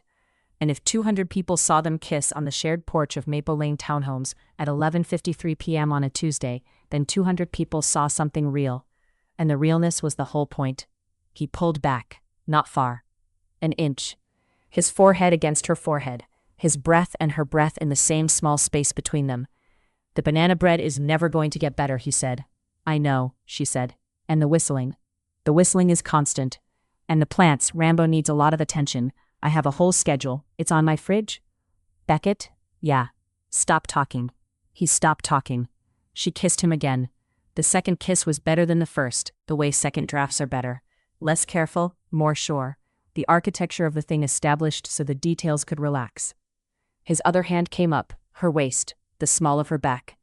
She was standing on the porch in pajamas kissing a man she had publicly humiliated 6 weeks ago, and the humiliation was still real, and the kiss was also real, and both things existed at the same time, and the world did not collapse, and the audience did not stop watching, and she did not tear. She did not care. The realization moved through her like a weather system, not a single event, but a change in pressure, a rearrangement of the atmosphere. She did not care if Gloria saw. She did not care if Derek saw. She did not care if the group chat screenshotted and captioned and celebrated and claimed they'd called it. She did not care, because the thing she'd been afraid of, being seen wanting something this badly, being the unedited version of herself in public, had already happened. The rant was the unedited version. The post was the unedited version. This kiss was the unedited version. And the unedited version, it turned out, was the one that worked. They stood on the porch for a long time. Eventually she couldn't say when. They separated. Not far. The 12 feet was gone. The distance was the space between two people who have just found each other and are learning the geography of proximity. Good night, she said. Good night, he said. She went to her door. He went to his. 12 feet. The same 12 feet. Converted permanently from a question to an answer. She went inside. She leaned against the door. She was smiling. She was smiling and she could not stop smiling, and the smile was not a performance. Through the wall, the sound of a guitar case opening. Then 4 chords. Then more than 4. The new song, the one she'd heard him working on the night she sat on the porch. The one that started and stopped and started again because it was still being written, because it was still becoming itself, because some things take time, and the time is the point. He was playing, not for Nadia, for her. She sat on the floor with her back against the wall, and listened. Chapter 16, read by 200, morning. Jade opened her front door at 7:35 a.m. Beckett opened his at 7:35 a.m. They had planned this. The timing was deliberate, not the choreography of avoidance but its opposite, the particular synchronization of two people who had texted at 6 a.m. to coordinate their exits, because the first time they walked out of their apartments, as whatever they were now, they wanted to do it together. He had 2 travel mugs, She took one without asking. The coffee was good. Not great. Beckett's coffee was competent in the way his banana bread was not, which was to say it existed and was warm and fulfilled the basic requirements of the category without distinction, but good. Good in the way that anything is good when it's handed to you by a person who made it for you before you asked. They walked across the courtyard. Gloria was on the bench at 7:35 a.m. on a Wednesday. Gloria Tan, who had never in 11 years of residency been observed in the courtyard before 9 a.m. on a weekday, was sitting on the bench in a cardigan with a thermos of tea and the expression of a woman who had been waiting. She said nothing. She took a photo.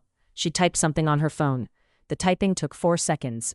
The photo was in the group chat before Jade and Beckett reached the parking area. The caption, "Called it." The chat went incandescent. Derek Unit 7, 7:37 a.m. 3 fire emojis, 2 heart emojis, 1 Team Guitar t-shirt selfie taken in what appeared to be his bathroom. Gloria Tan, 7:38 a.m. Now that the fall festival is over, I have already begun planning the engagement party. This is premature, but I believe in being prepared. Marin Aziz, 7:38 a.m. Voice memo. Jade did not play the voice memo. She knew what it contained. She would play it later, in her apartment, when she could handle 90 seconds of Marin shrieking, followed by a declarative statement about maid of honor rights.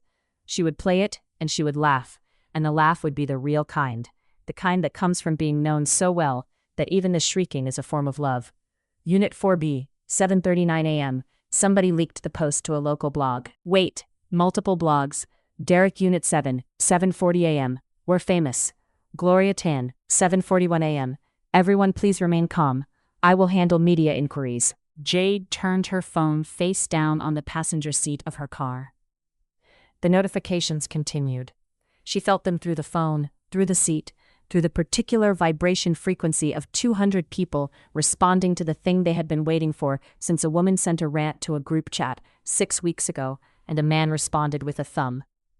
Beckett was leaning against the car next to hers, his car, his travel mug, his face, in the morning light, which was different from his face in the porch light. Sharper, more specific, the face of a person who is visible in full daylight with nothing to hide behind. They're going to talk, he said. Jade looked at him. She looked at his face, the face she had described in 4 paragraphs, the face she had kissed on a porch at midnight. She looked at it in daylight, and it was the same face, and it was a different face, and the difference was that she was allowed to look at it now without pretending she was looking at something else. I know, she said. She didn't go inside. Mr. Nwosu was on his porch when they walked back through the courtyard that evening.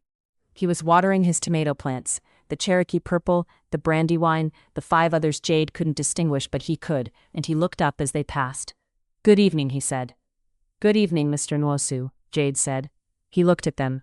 He looked at Beckett's hand, which was near Jade's hand, which was near Beckett's hand, the 2 hands existing in a proximity that was new and visible, and unremarkable in the way that all real things are unremarkable to the people who see the world clearly. You are friends, Mr. Nwosu said. It was not a question. Something like that, Beckett said. Mr. Nwosu nodded. He went back to his tomato plants. He had no smartphone. He had no access to the group chat. He had no context for the rant, the apology tour, the t-shirts, the countdown clock, the porch photograph, the almost kiss, the silence, the post, or the kiss that followed it. He had observed 2 people on a porch and in a courtyard and at Saturday morning coffee, and he had concluded, without the assistance of 200 commentators, that they were something. He had been right the whole time. He was right in the way that people who pay attention without performing attention are always right. Quietly, without evidence, without needing to say, I told you so. That night, Beckett played. Jade was on his couch. She was there because she'd come over after dinner, and the coming over was still new enough to feel like an event, and ordinary enough to feel like a fact. And the distance between those 2 feelings was the distance she was learning to live in. His apartment. The fern on the windowsill, Rambo, enormous, thriving. The succulent on the counter, Ripley, compact, precise.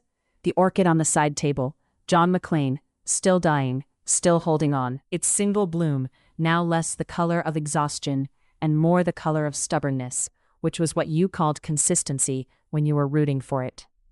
The FaceTime call with Nadia was on the coffee table. Nadia's face on the screen, sandy hair, her knees drawn up in the position Jade had seen in the courtyard.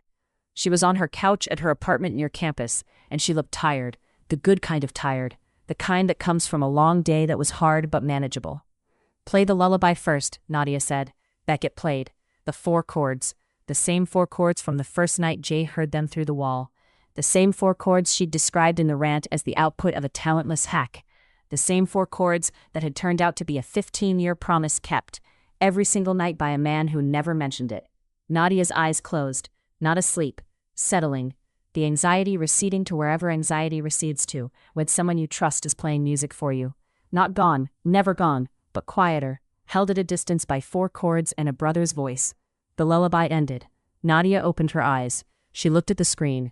She looked at Beckett, then past him at the couch, at Jade. Play the new one, Nadia said. Beckett looked at Jade. The look was a question. Not permission. He didn't need permission, but acknowledgement. The new song was for her, and playing it in front of her was a different act than playing it through a wall. The same way saying something to someone's face is a different act than writing it in a chat. She nodded. He played. The melody was the one she'd heard through the wall on the night of the almost kiss.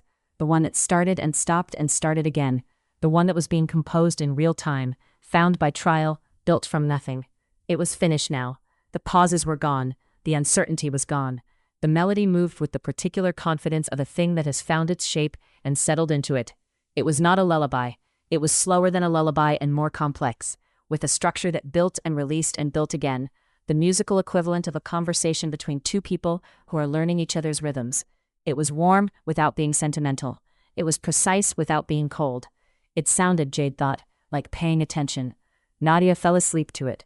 On the screen, her face relaxed, her breathing slowed, her hands loosened from their grip on her knees. The guitar played and Nadia slept, and Jade sat on the couch in Beckett's apartment and listened to a song she hadn't known was hers. The song ended. Beckett set the guitar down. He reached over and turned the FaceTime call off, gently, the way you close a door on a sleeping person. The apartment was quiet. The candle was lit. Cedar, still cedar, always cedar. The fern was green. The orchid was holding on. Through the window, the courtyard was dark, and the string lights were on. And, somewhere in the complex, someone was probably still reading the group chat, and composing a response, and forming an opinion about the 2 people who had just kissed on a porch in front of everyone. "It's for you," Beckett said. He said it simply, the way he said most things, without decoration, without performance, the way you state a fact that doesn't need to be dressed up because the fact itself is enough. The song. "I started it the night you sat on the porch."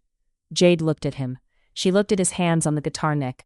She looked at the calloused fingertips and the quiet face, and the reading chair with its permanent sag, and the bookshelf with the mismatched frames, and Nadia's photo, and the dying orchid named after a man who refused to die. She didn't edit a single thought in her head. She had spent her whole life editing, drafting, revising, softening, managing, cutting the parts that were too sharp, rearranging the parts that were too much, performing the version of herself that fit the audience.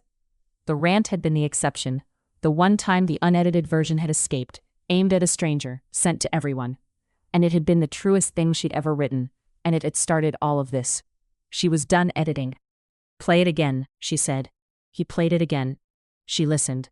The melody moved through the apartment, through the warm light, through the cedar, through the 12 feet of shared wall, through the courtyard where the string lights hung, and the neighbors slept, and the group chat waited for morning. 200 people had read the rant. 200 people had read the apology. 200 people had watched the porch and the courtyard and the silence and the kiss. 200 people would read the story of Jade Okafor and Beckett Hale, and they would tell it the way stories get told, with embellishment, with opinions, with the particular confidence of people who watched from windows and believed they saw everything. They wouldn't be wrong. Through the wall, through the air of an apartment that smelled like cedar and sounded like guitar. A song, written for a woman who noticed too much and wrote 4 paragraphs about it. Played by a man who responded with a thumb and meant everything by it. Read by no one. Heard by one. That was enough. About the author Olive Monroe. Olive Monroe writes romantic comedies about lovable messes, unexpected connections, and the kind of love stories that begin with terrible first impressions. When she's not dreaming up awkward meet-cutes and happily ever afters, she's collecting story ideas from everyday life and finding humor in the beautiful chaos of being human. She believes laughter is a love language, and that the best romances come with a little bit of trouble.